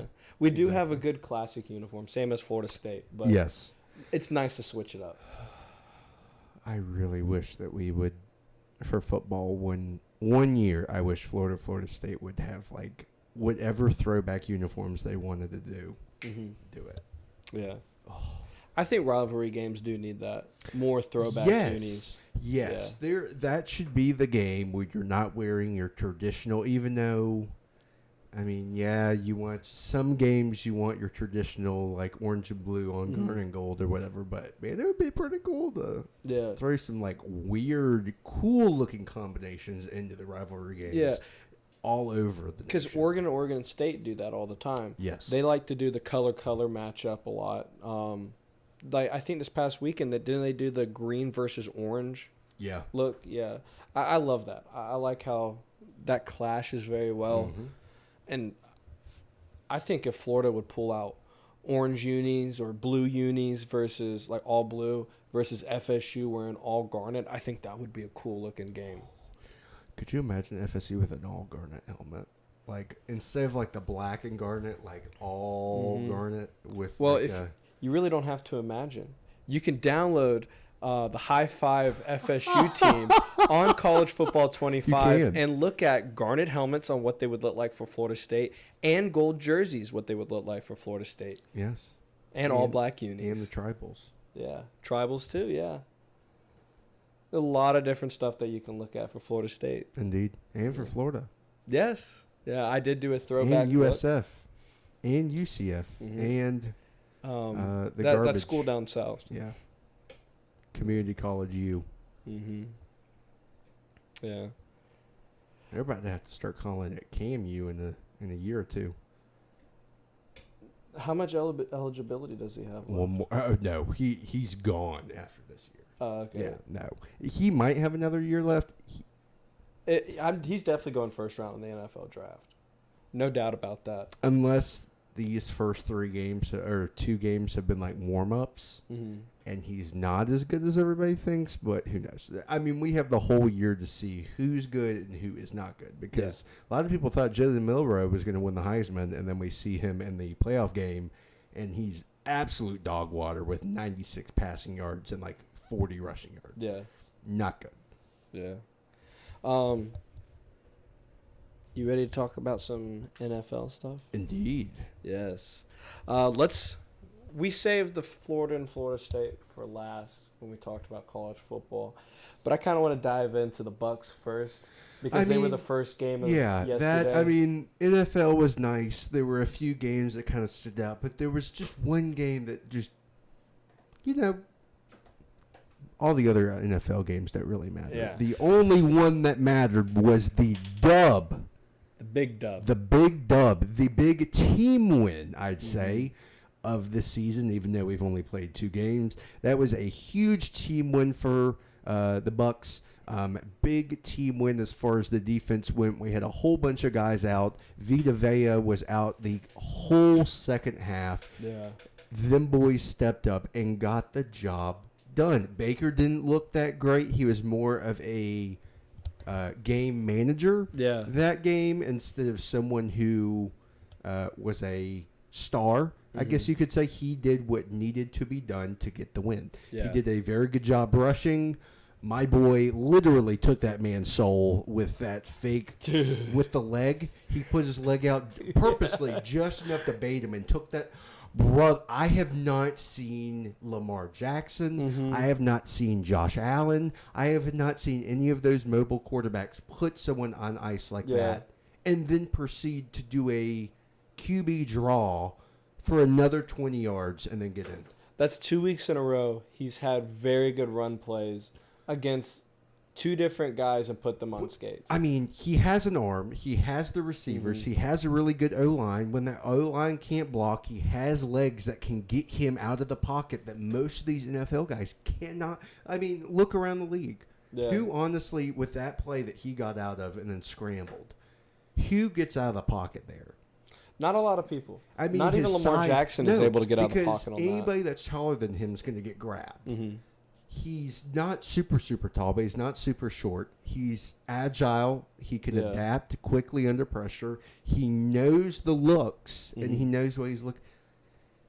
We got him at the perfect time. Yeah. He did put up decent stats yesterday. He was 12 for 19, which is very good against that Lions defense. Very good. He did throw for 185 yards. He didn't have to do a whole lot. Yeah, he did have one interception to his one touchdown. But I do have to say, he picked himself up and got back out there and had a great play after each one of those sacks that he had. Yep. I forgot who exactly it was who kept sacking him. It was like 3 times in the first half. Let's go. Aiden Hutchinson. That dude had 4.5 sacks. 3 came in the first half. Really? Yeah. He looked really, really good. And given that Baker was able to still avoid him on a lot of those plays, it looked like Hutchinson was able to sack him. Baker just looked amazing. Godwin... Yeah, Godwin, See, here's the thing. Here's the crazy thing with Bucs fans is we don't really. We literally have 2 of the top 10 greatest wide receivers of the past 5 to 7 years in the NFL, and they've been on the same team. So if one of them, for instance, last week, Chris Godwin didn't do that well, Mike Evans stood up. Yeah, and this and week got it done. And then Godwin, Mike Evans was double teamed because of last week. What do? You throw it to Chris Godwin. That dude was a beast this past game. Bro. He had 7 receptions for 117 yards and 1 touchdown. That helped me with the fantasy for sure. He had 8 targets. Sure. Only one was, I wouldn't really say it was dropped. That was kind of miscommunication on that play that led to the interception where Godwin, I think it was Otten, was lined up pretty close together. And when they went on their slant route, it was kind of looked like Baker was trying to throw it to Otten in that sense, but it went more towards Godwin and it ended up getting picked off. That was the only pick and the other reception going towards Godwin. But Mike Evans being double teamed and still having 42 yards for 3 receptions. Yeah, bro. Dude's putting up some fantasy stats. That's all I got to say. Like, he's doing pretty good. Rashad White, he did have a couple off the out of the backfield. He had 1 reception for 5 yards. Cade Otton, somebody who I would say has disappointed me the past 2 weeks. I did draft him in my fantasy. Last year, towards the end of the season, we started using him a lot. Oh, bro. It was literally the entire playoffs. He was open and would catch everything, especially for the Philadelphia game. Yeah. He looked like young Rob Gronkowski in that Philadelphia game. And towards the end of the last couple of games of the season last year. Maybe he's a second half, because some guys are like that where they're not good, but they're going to be a starter, and then halfway through the season something clicks, and then they turn into who they turn into. When you need them to turn into the person they need to be. Point example, Mike Evans last year. As y'all remember at the beginning of the season, it kind of seemed like Mike Evans wasn't able to catch anything. And then towards the playoffs and towards the end of the season, you just throw it in his direction. He's going to caught catch it. the football. And that's literally Baker. He was like, oh, yeah, we had to get him re-signed because literally Mike Evans is a person that you can throw it and he will catch it. Mm-hmm. He's people don't realize that means ginormous. Even though he's probably 30 or 30-something years, close to 30. Yeah. Man could still jump. He's still fast for how tall he is. Mm-hmm. I'm glad we kept him and Chris Godwin all these years. There were so many times where we could have traded Chris Godwin and Mike Evans, and we stuck by them. And same thing with Levante David. Yeah. So many times we could have traded him, but he's become the primitive and the head guy of that defense. He is I would say that Baker is the leader as far as the entire team, but anybody under that, I'd say it's Levante David. Yeah. Which we did have two young guys, decently young guys, come up with those 2 interceptions this past week. Yes. Christian isn't, is it Eisen? Yes. I keep messing up his last name. But Zion McCollum. Yep. They both looked really, really good. Kept their guys very well in coverage. And with those 2 interceptions, I was so excited. I don't know. Our defense, it's very young and we're looking good. Yeah, exactly. Those aren't guys who are starting every snap. Those are guys that had to step up because we had a whole bunch of guys hurt, and they did their job perfectly. Yeah. What was that stat you said about our draftees staying on the team? So, fun fact. The 22 starters on the offense and defense, 20 of the 22 have been draft picks from the Bucs that have stuck with us, and we have developed them into this team. That's not counting the backups that we have ready to go. Countless backups that we've drafted, that we've kept. That is nice. Yeah. If you look at all our second strings, it's because when you said that, I was remembering looking at their stuff. All our second strings going from quarterback with Trask, our running back with Bucky Irvin, those are all, and all our wide receivers, are all from the past 4 drafts that we've had, and they're ready to go. Yeah. They're ready to play. Cade Otton was somebody, I think was the only one of the only ones from our offense that is somebody who we got through a trade. Yeah, the only 2 people on the team that's starting technically is Otton and Mayfield. Yeah. And we both got them on a trade. Yeah. And all the other one, literally our entire defense is people that we have drafted. Yeah. I would say crazy. And we talked about this before the podcast.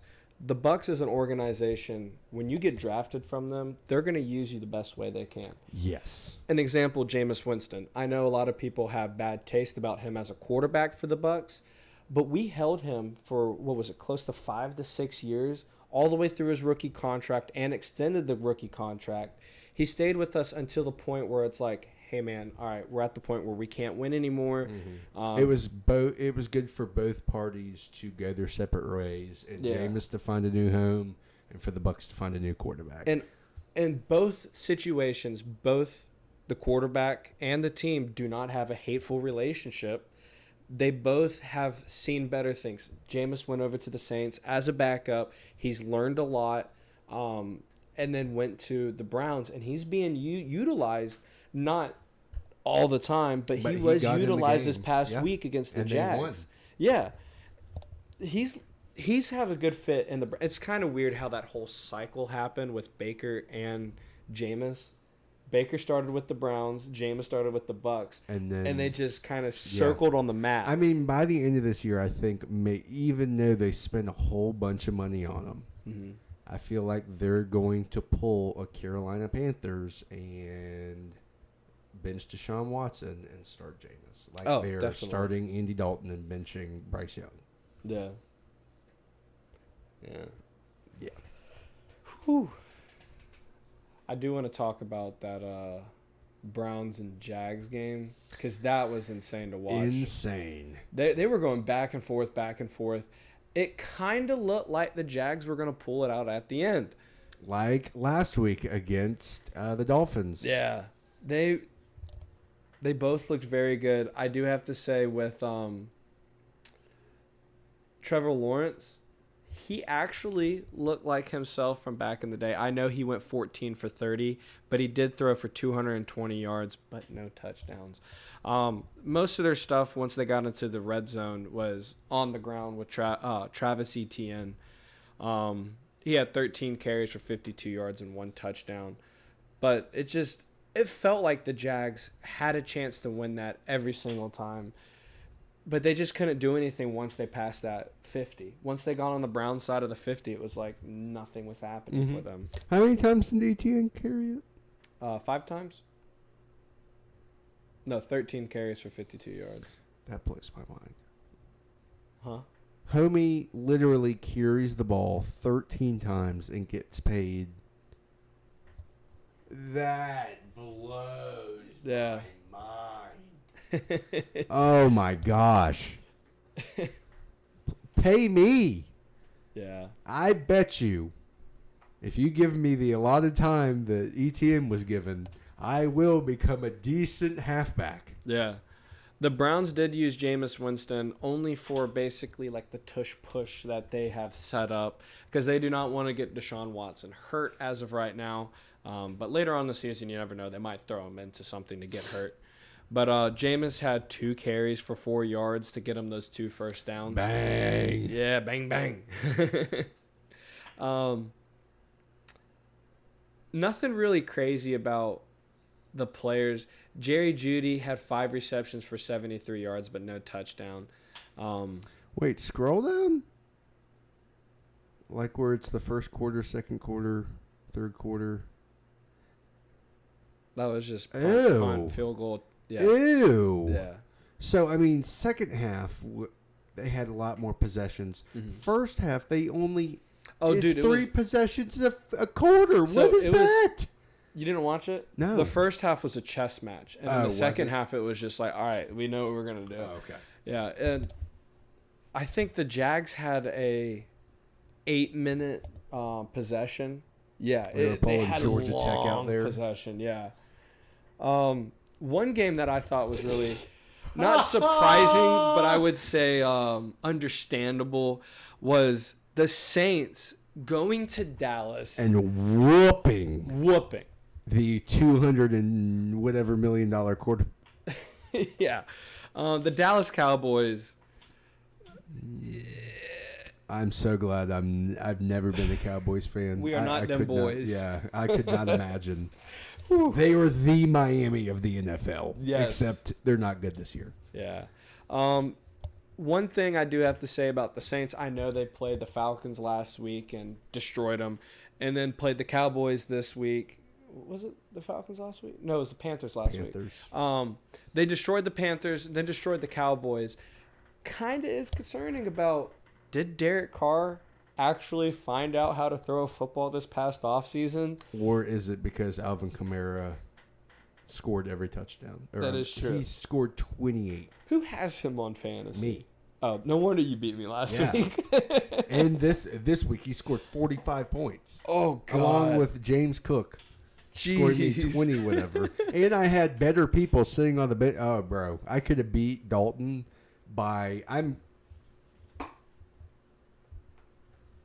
me make it publicly known. All right, so fantasy. You got to give me an update on mine and Logan's game, too. Yes. All right, so for week 2. Koo got me some points. Hey! Okay. So this week.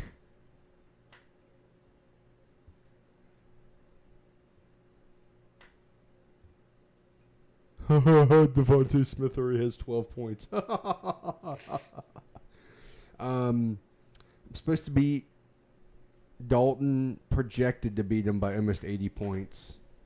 You Has it gotten shorter now? 151, 116. Oh, so it hasn't changed too much.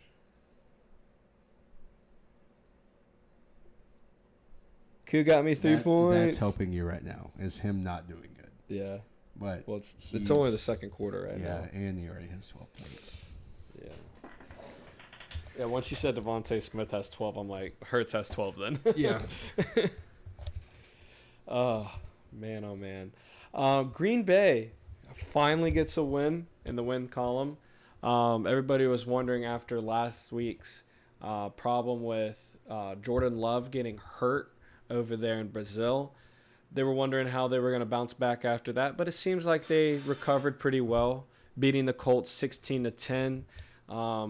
Anthony Richardson, another week of terrible. He looked awful. He looked like he looked at Florida. He did not perform very well this past week. I forgot what his stat line was, but let's take a look. He had like 2 fantasy points. Yeah. He had negative fantasy points picked until like him the up? fourth. I don't know. Let me look. Whoever picked him up was a bad decision. He was 17 for 34, so 50%, 204 yards and 1 touchdown. So that's one more than Trevor Lawrence. Okay, he didn't end up being that bad because he had better stats than Trevor Lawrence and Josh Allen. Yeah. Or more fantasy points. Holy! All right, you ready for this? He had 3 interceptions and 2 fumbles. Josh Allen? No. Who? AR. This past week? Yes, 17 for 34, 204, 1 touchdown, 3 interceptions, 1 sack, 4 rushing attempts, 2 fumbles. Oh, they don't put it on here. Yep. I saw the interception, but no fumble. Yeah, I don't have that on there. Homie got 9 fantasy points. Dang. I want all the Florida guys to do good, but AR was not playing up to his ability this past week. One person that was not playing up to his ability this past week that people are comparing AR to is Lamar Jackson. Oh, he looks so bad, bro. Oh, my gosh. He single-handedly helped the Ravens go 0-2 these past 2 weeks. A bunch of drives that you were like, okay. Derrick Henry had more fantasy points than Lamar Jackson. Yeah. There was a lot of drives from these past 2 weeks looking at Lamar, and you're like, okay, Lamar, all you got to do is just lob the ball up and get it to your wide receiver, and it's going to be easy touchdown. Wow! 10 yards overthrown or 5 yards underthrown.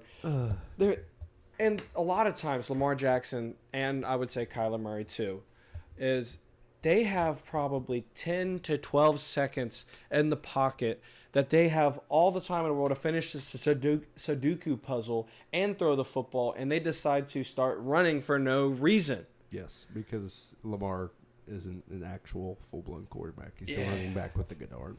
Every year we're always told that Lamar Jackson did a lot of work this past offseason working on his throwing ability and staying in the pocket. Yeah, that goes out the window by week 2. And as we see, it did happen.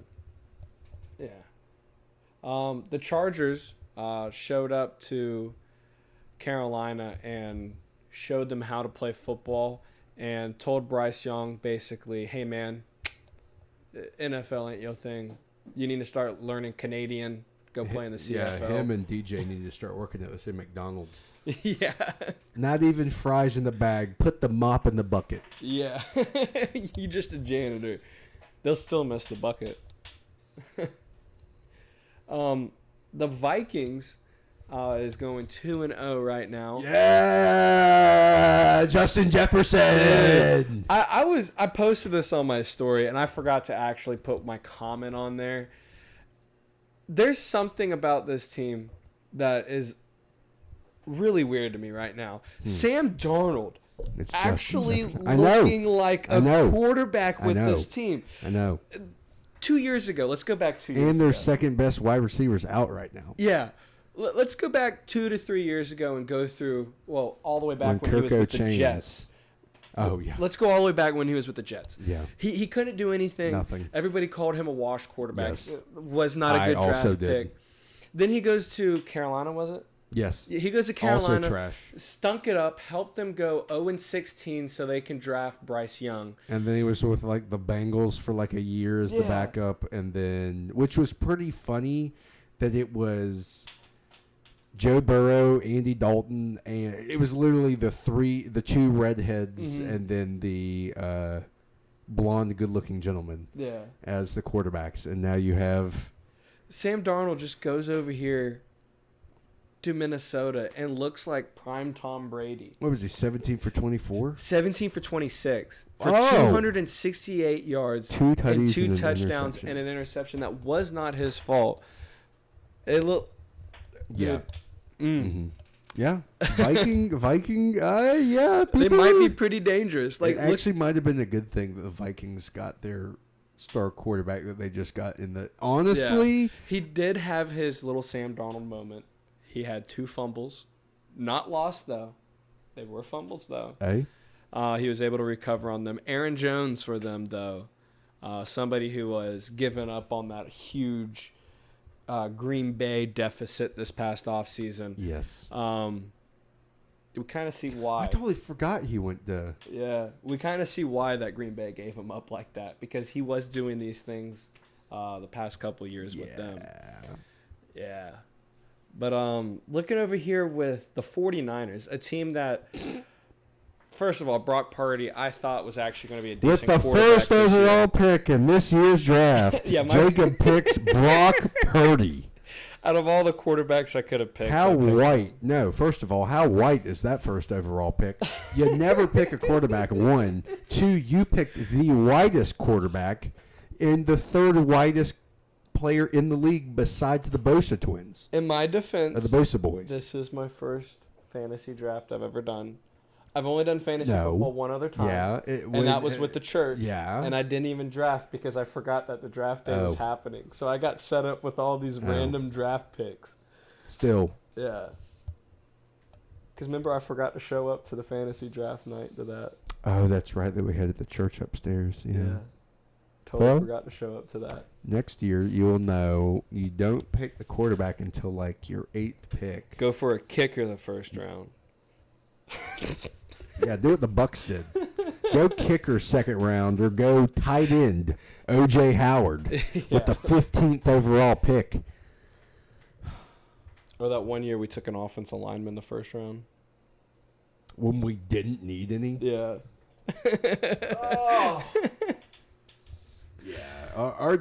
See, we're talking about the draft picks that worked out well for the Bucks and everything. There were a whole bunch that have not worked out. I would say ever since Before 2017, it was poverty. yeah, I would say right after we learned from the Jameis Winston draft is when we gotten a lot better on our draftees. But coming back over here to the 49ers, Brock Purdy did decently well. He had 28 for 36. Well, was pretty good. 28 for 36 for 319 yards, but only 1 touchdown and 1 interception. So it kind of seems to me once you get into the end zone with the 49ers, there isn't much to them. Yeah. Because you have Jordan Mason with 20 carries for 100 yards and 1 touchdown. You would think that would be pretty good. Then you look at his average. He's only averaging 5 yards a carry. Yeah. 5 yards a carry is good. It's good, but you're getting the ball 20 times. You should be able to get a little more on your average on that. What? I would say What? 20 wait, carries. Wait. So you're saying that a running back... Hold on. Here, we'll just go over here to the Vikings. 10 carries for 82 yards. Homie got 8.2 yards a carry. And if we average that 20 more yards or 20 more carries, that would probably be roughly around 162 yards for him. That would still be around 8.2 yards a carry. Yeah, but then we're just throwing hypotheticals in. Like, what if those extra 10 carries he got negative yards? 10 carries for 82 yards compared to 20 carries for 100 yards. I'd rather take the 20 carries for 100 yards. I'd rather take 8 carries for 80-something yards. Or 10 carries for 80-something yards. I would rather have a running back like that than have a running back that... Who can pressure the defense and break them down? I want a breakout running back. Somebody that's going to average 8.2 yards a carry when he touches the ball, not somebody who's only getting 5 yards a carry. A lot of the times when I was watching that game, a lot of times when they were using him on these 5 yards of carry was when there was a flag or a sack that just happened and it just getting those yardage backs. There wasn't much to his carrying in the past game. Like, he put up a lot of yardage, but when you get the ball that many times, 20 times a game, you should get 100 yards on your rushing. That's a logical thing. You should have 100 yards, but also, who are we comparing? Who's the running back for? We're comparing Ty Chandler to Jordan Mason. Yeah, I don't know who Jordan Mason is. I know who Ty Chandler is. Jordan Mason is their starting running back. Well, not their starting running back. Their Debo backup. was, but and guess Jordan who was got more before carries. that? Christian McCaffrey, their actual but legitimate running back that's hurt. he didn't play. Yeah, I know because he's hurt. Yeah, but when you're relying on somebody like him, Who's behind Ty Chandler? nobody. Well, there actually was somebody, but it was nobody named. So put him in Ty Chandler's shoes and give him 20 yards of carry. Or put Ty Chandler in his shoes and do 20 yards of...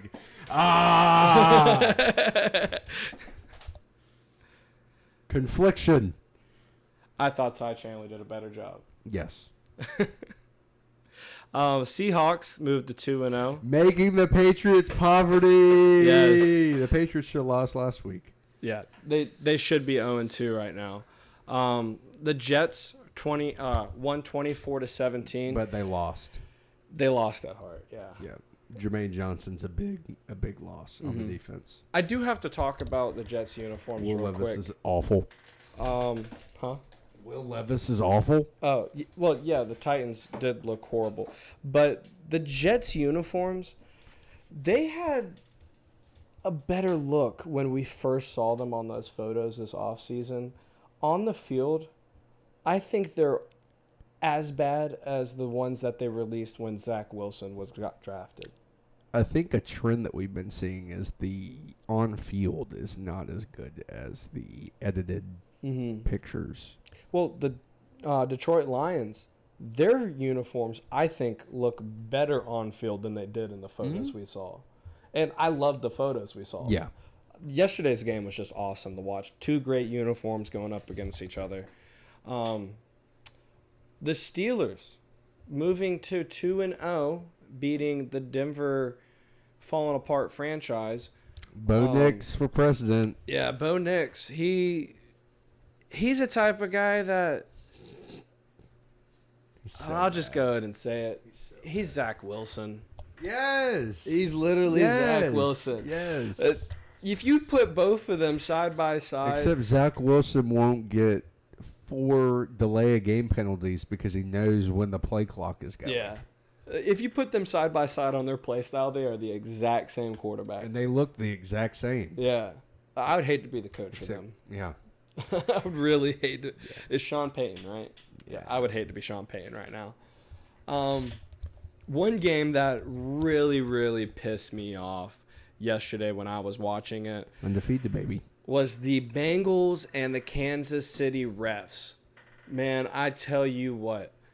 When it comes down to a drive that somebody is ready to beat the Kansas City refs, the good old white and black crew, they're throwing them flags and telling them, get back. You are not supposed to score. We're getting paid. Yes. I am getting sick and tired. 2 weeks in a row. 2 weeks in a row, the Chiefs should be 0-2, and here they sit 2-0 because of the refs. I'm so sick and tired of it. But that's no excuse for how bad the Bengals did play. They could have won that game by 14 Chase points or more. Shot themselves in the foot with that personal foul flag for getting in the ref's face. The Bengals should have won by Yeah. 14 points or more. Yeah. That's what pisses me off the most. It's not that the refs did ruin it on that last drive, but my God. It's like the Chiefs were during the second and third quarter. The Chiefs were trying to give the game away to the Bengals, and it's just no, it's okay. It's okay. We're waiting for the fourth quarter to actually do something. Yeah. Oh, we don't want to beat you in your home stadium. Yeah. Taylor Swift's here. Boo. The Boo. Texans moved to 2-0. Somebody. Oh, I can't say what I want to say. Somebody disappear that kicker for the Texans. He lost me my fantasy this past week because homie got like 23 fantasy points. He was 4 for 4, kicked a 59-yard field goal, and got an extra point. He almost had as much as C.J. Stroud did, and he was my starting quarterback. Jesus. I want to talk about Caleb Williams' impressive performance. He was 23 for 37, 174 yards, 0 touchdowns, putting DJ Uyunglele to the test with 2 interceptions. He also had 5 carries for 44 yards and no touchdowns. Sad. Caleb Williams, what a wasted draft pick. What a waste. Could also say that about all the other 3 quarterbacks that were taken the first 3 rounds. Yeah, wasn't that the same draft that no. Yes. Mm-hmm. Yes. Jalen Daniels went to the which he seems to be the Commanders. best quarterback. Yeah. And then Bryce Young or whatever Young is. Well, Bryce Young was from the draft beforehand. Oh, he was. Yeah. Still, he's had 2 years. Just he was a first round draft pick though. If we go through all these first round draft picks for the past couple of years, or first 3 for the past couple of years, has not shown anything at all. Except Baker. Yeah. It's crazy. Jordan Love, I would say, is one quarterback that was a high draft pick that is showing stuff. But if he can stay healthy, that's the thing about him. He got hurt very first game. Yeah. And, I'm going to talk about the Falcons because they are playing right now. Ooh, Koo got me another score. Look at him. That's why I drafted him. If the Falcons want to win a game, I would try to throw Penix in there once in a while just to see what he can do. I know Kirk Cousins is a quarterback that you threw a boatload of money at and then drafted a quarterback right afterwards. But Kirk Cousins can only take you so far. Yeah, he is clutch in certain plays, but there's not a lot that he can do on week in and week out stuff. Yeah. As you can see from the Vikings, they get a quarterback that is supposed to be a million times worse than Kirk Cousins and is now 2-0, and the Falcons are about to go 0-2. Just saying. It's funny how money works. Yeah. Funny how money works. Mm-hmm. I do want to talk about some NASCAR here in a second.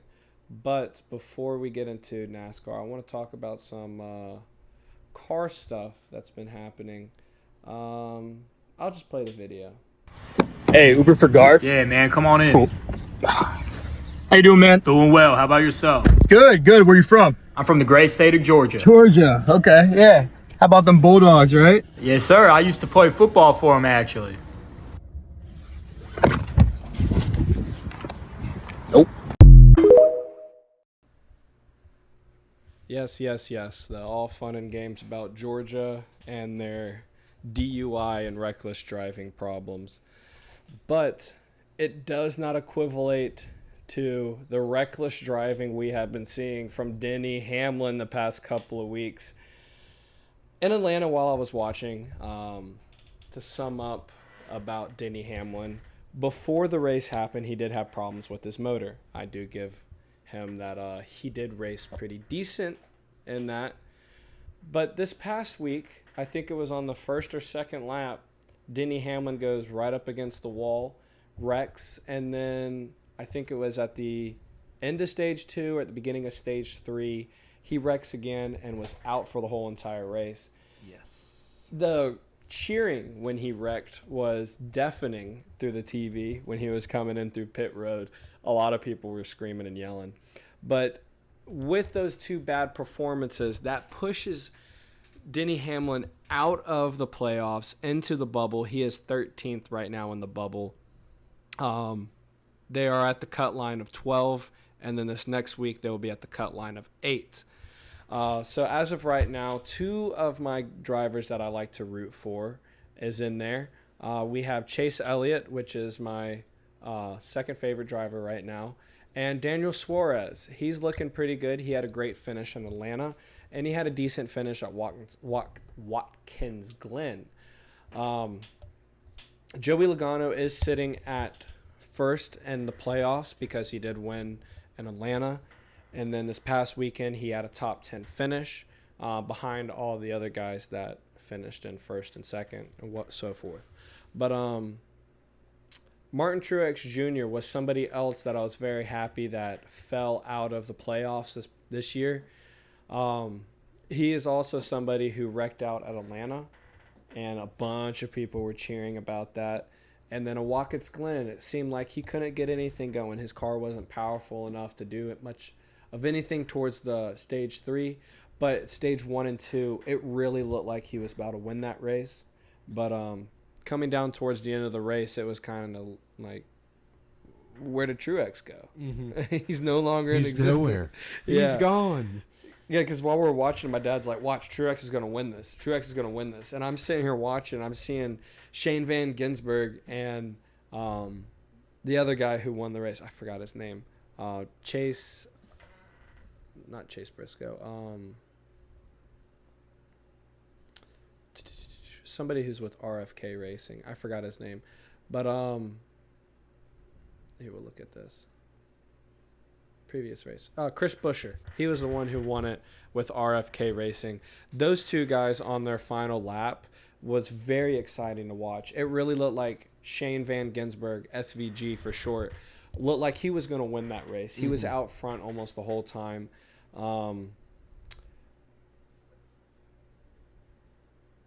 Ross Chastain also was in first and second almost the whole entire race. He looked really good, but what came down to the deciding factor was right before the ending of the race, Chris Buescher was sitting on, I wouldn't say fresher tires, but more fresh of a tire than both Ross and SVG. SVG is somebody who is known for doing road course racing and rally racing over in Australia. So he was very good on those tires. He knew how to do that. Ross Chastain was somebody who he was able to keep up with them pretty decently, but was not able to make those moves towards the finish. But coming down towards the S's, towards the finish of Watkins Glen, it was very exciting to watch. SVG came in. He just missed that corner very so slightly, just by just a centimeter. It gave just enough where Chris Buescher could come around him and win that race. Another great finish for NASCAR. I would say this season. I don't know if it's because I've been paying attention more frequently for the podcast, but I feel like this season has been tremendously a lot better than the last couple seasons we have been watching. I would have to say there's a lot of stuff that needs to be fixed for the next season, with especially because how the cars are flipping on these big speedways. But road course racing and small circle track racing has been exciting to watch with these cars. So I'm excited to see how this season's going to end. My biggest one, I really feel like Daniel Suarez coming up with these next couple of races, he has a chance to do something, especially coming up here to Bristol. That is a course that is very, very short. Yes, I went to it earlier on in the season. This will be the third time they are racing at Bristol. So it will be exciting to see who comes out on top. Yes, Denny Hamlin did win last time at Bristol. But I do have a feeling that either Chase Elliott, Austin Cindric, or Daniel Suarez might be one of your top 3 to watch for this Bristol race coming up. Ty Gibbs is also somebody to watch for this. At the Bristol race, when we went to, he led, I think it was a good 40 to 50% of that race. He was in the lead for the longest, but Tyler Reddick too. He was also right behind him. So all the Toyota drivers you would going to see up there in the front at Bristol, but towards the end of the race, you're going to see a lot of those Fords and Chevys start making a push. But that kind of wraps up my NASCAR segment. I know you got some. Is it UFC segment? Yes. So, yeah, we don't have anything to put up on the thing because I really didn't let them know. But we did have UFC 306 on Saturday night. It was at the Vegas Sphere, which was pretty cool. They actually, I think they put like $20 million into production of the fight. It was dope. If you haven't seen it, look it up on Instagram. The pre-fight like stuff that they would put on was mind-boggling and blowing. They need to do the fight there every single time. So that was fantastic. I'll play that for the start of the Friday podcast. It's beautiful. They need to start doing it like all the time. But as far as UFC 306 went, not really too much of fights. The first two, the featherweight division's definitely where it picked up with Diego Lopez and Brian Ortega. Brian Ortega was the favorite because he was actually the champion with Diego Lopez. Or not, he wasn't the champion. He was a higher ranked than Diego Lopez. Diego Lopez, in my personal opinion, is going to be one of the up-and-coming fighters of the next few years, especially in featherweight. He looked fantastic. To go up to women's flyweight, me and Logan thought Alex Grasso was going to wipe the floor with Valentina Shevchenko, until we saw forewarning for anyone who wants to gamble on UFC, check how heavy they are after weigh-in and how tall they are, because Miss Valentina looked like if me and him fought in the same weight class. Oh. She literally grappled and wrestled her the entire time. There's nothing that Alexa could have done, and it was pretty much chalk then. And then, of course, we go to our bantamweight main event. We had Sugar Sean O'Malley versus Merab. I can't really say his last name, so I would just say Merab D. So Merab D, of course, is a wrestler, likes to take stuff to the ground. He did play with Sugar Sean a little bit. It was Sugar Sean in the first round to take down Merab. If he wouldn't have, I knew this was going to go Merab full way because, like I said, Merab is a wrestler. Sugar Sean's more of a stand-up, ground and pound, kind of your boxer stylish type of UFC fighter. Doesn't go well with your wrestlers. Your wrestlers, most of the time, are going to win those fights because they're going to want to take it to the ground. And if you have someone who's a wrestler and knows jiu-jitsu, Muay Thai, all that, and they take someone who's just a ground and pound boxer, there's nothing they're going to be able to do. Yeah. So Sugar Sean had no shot whatsoever. Really good fight. One that I would have to really quickly talk on is going to be UFC 307 on October 5th. This is going to be the fight that I get him invested into the UFC. We're going to have Alex Pereira and Khalil Roundtree fighting at the light heavyweight main event. I believe it is for the light heavyweight championship to see if Pereira keeps the belt or not. There are talks, of course, coming out of the UFC today with Alex Pereira and Johns Bone Jones that their camps actually will be training together, which is a very interesting thing because Dana did say pretty much that John Jones indefinitely will be fighting after his fight with Stipe, but John Jones said that after Stipe, he is going to be retiring, which is going to be interesting because that means Pereira fighting with Jones, getting Jones because Jones is one of the wrestlers. Mm-hmm. He's great taking it to the ground, great at doing that kind of stuff. If he could teach Alex Pereira that, and if Alex Pereira could teach Jones as far as the punching and the kicks, those two fighters are literally like John Jones will retire as one of the greatest fighters of all time, and then Alex Pereira will never be able to get beat. So they're training together right now? Yes. Ooh. They're going to start training together, which are two of the scariest human beings on earth training. So pretty cool stuff as far as the UFC. They have some other fights coming up like Max Holloway. They might be doing a Pereira heavyweight fight. So we'll see.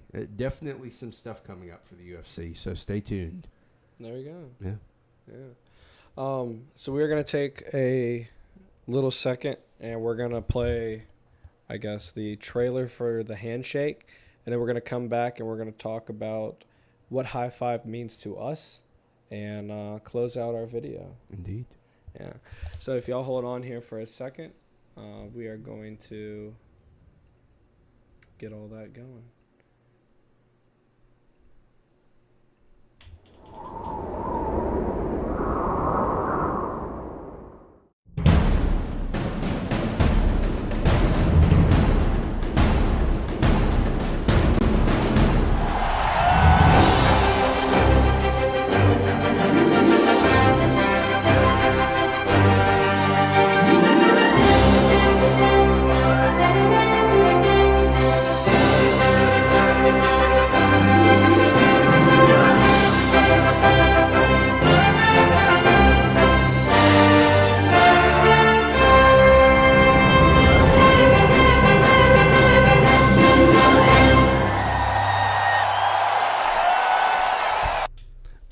Not every Monday and Thursday anymore. We're starting to do every Monday and Friday. But Yes. we kind of been slacking on the Friday part. But Mondays, you're getting a large episode of... A large episode. Yeah, right now 2 hours. 2 hours. Once we finish, it'll probably be about 2 hours or 45 minutes. But it's fun. The Handshake is something that we came together and we wanted to start. Just babbling on about sports, something that we're very passionate about, Florida and Florida State and the Bucks. It just also gives us an opportunity to tell y'all more about the High Five. High Five is a company that we want to start and help promote about getting people out of their comfort zone, developing more friendships with other people, and just being positive about life itself. There's a lot of times that we all struggle with being positive or making friends or coming out of our comfort zone. Mm-hmm. And we hope our symbol of the H and the 5 combined together helps you. I know it helps me come out of my comfort zone and do something that I never would have thought to do during that day. Just like going out doing something nice for somebody, or just talking to somebody in a bar, or talking to somebody that you meet on the street. I would say with High Five, especially with this new job opportunity that I have, I never would have thought somebody would have came up to me and asked me if I needed a job, which at the time when I thought about it, no, I didn't need a job. But the more I thought about it, it's like, oh, this is a High Five thing to do, is come out of my comfort zone and accept this. And honestly, it's been a great decision. I haven't started the job just yet, but so far I can see that me stepping out of my comfort zone into this job is going to be fulfilling. Indeed. And yeah, honestly, I got to say with High Five too, it brought me to the point where I would say 2 years ago, I was going through a lot of depression, and the High Five has been our group that we've been talking about doing something like this since 2019. But I struggled through a lot of problems 2 years ago, and that's when I finally decided, okay, I need to start working on High Five, start building something, get my mind off of what I was going through. And the more I started developing the High Five brand, the more positive outlook I started having on things, and just creating these stickers, creating the ideas for the t-shirts and hats that we will be doing. It's helped me along the way, and it's made me grow as a bigger person. And I hope that other people that see us doing stuff like this help influence them to do something like that too. And I don't know, what's your testimony about High Five? I wouldn't say exactly nearly a testimony, but I would say it does give me an avenue to talk to like-minded individuals. Let's say, for instance, in my workspace, a lot of my customers love sports. They love talking sports. They love talking about all sorts of stuff. It's a good opener to while I'm writing up their stuff, and it's going to take 25 minutes, and we're talking about sports, to bring up the podcast, to bring up what we do, everything like that. And then that starts getting a connection going to then the next time after that, we have something to talk about, and then building that connection. Yeah, that's always It's good. building connections. Yeah. That's a lot of people ask me, what does production mean of the High Five name? Production is just like going out there and producing friendships with like-minded people, or producing an open environment for yourself to get out of your comfort zone. It can mean all different things. Just like if you look at the definition for producing, it's let me look up the actual thing. I don't want to butcher it.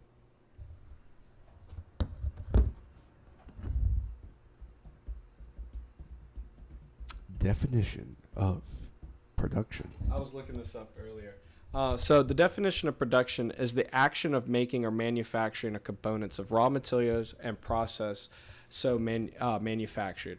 So it does mean a lot of different things. What you do on manufacturing yourself and producing different stuff from just yourself is a way to be productive in your life. So it's a good way of production.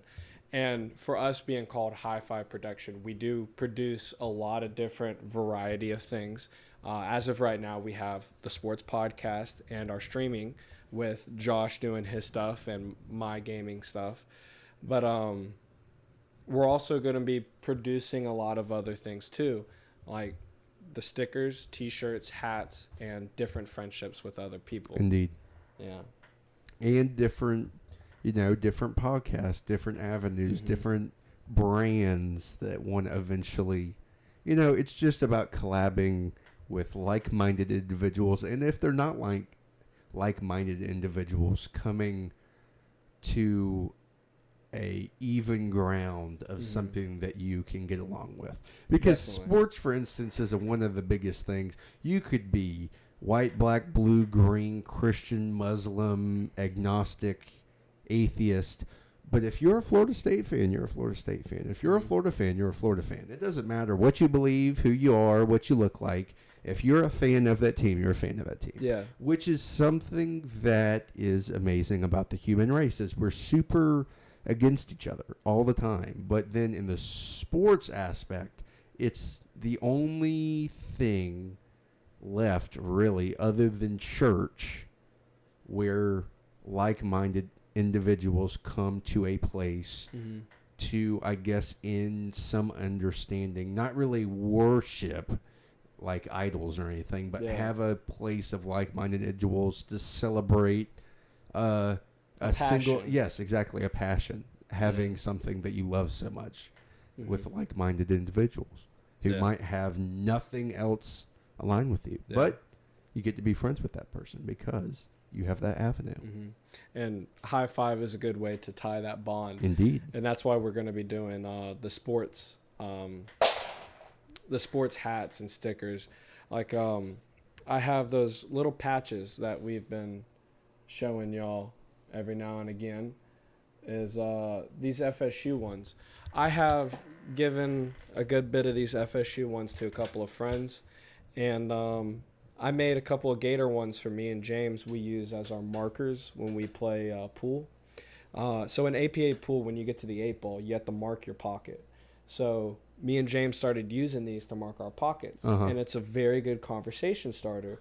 People asked us about, like, what is that symbol? So we'll tell them about the whole High Five spiel, and they like it. I've already given out a couple of these patches to a couple of our friends, and they love it. I got a friend that put a patch on his backpack, Tito. Shout out Tito. Shout out Tito. And I had one buddy that put it on his Army helmet. Shout out Wayne.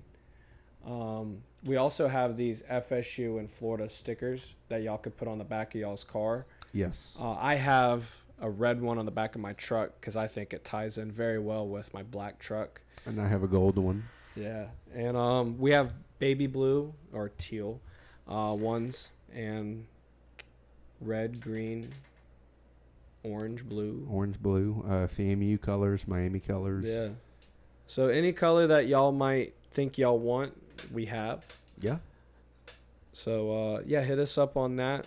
And we also let us know if y'all want any of these stickers that we have right here. Yes, they're... Handshake, sore thumbs. Oh. Oh, no. You got to show Oh, no. Hold on.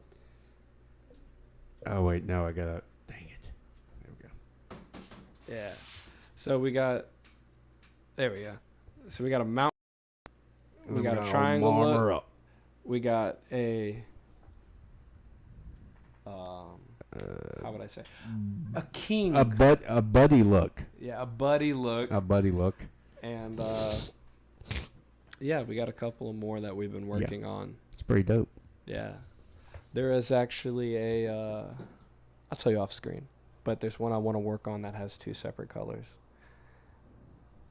Oh. Yeah. But, I think that wraps up our whole podcast. Yeah. Good pod.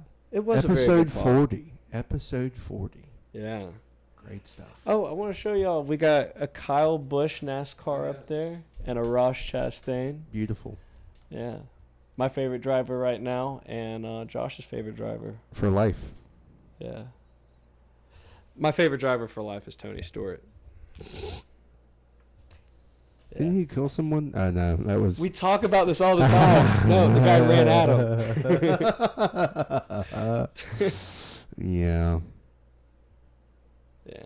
Yeah. But on that bombshell, speaking of bombshell, that makes me mad. Top Gear has been around since 2001, has just filmed their final, I would say, finale.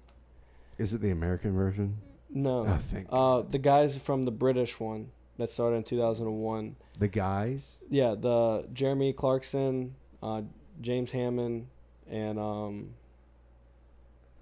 Jeremy James and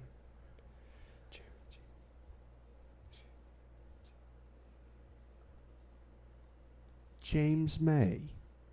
James May, Jeremy Clarkson. and Hammond. James Hammond.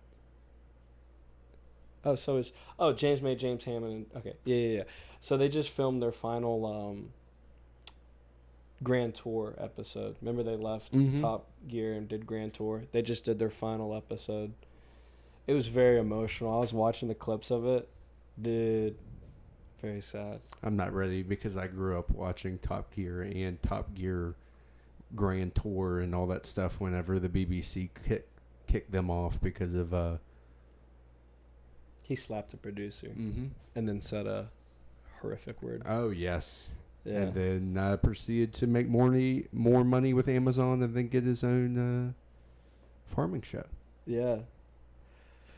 Yeah, but I guess with that bombshell, sad bombshell, good night. Good night.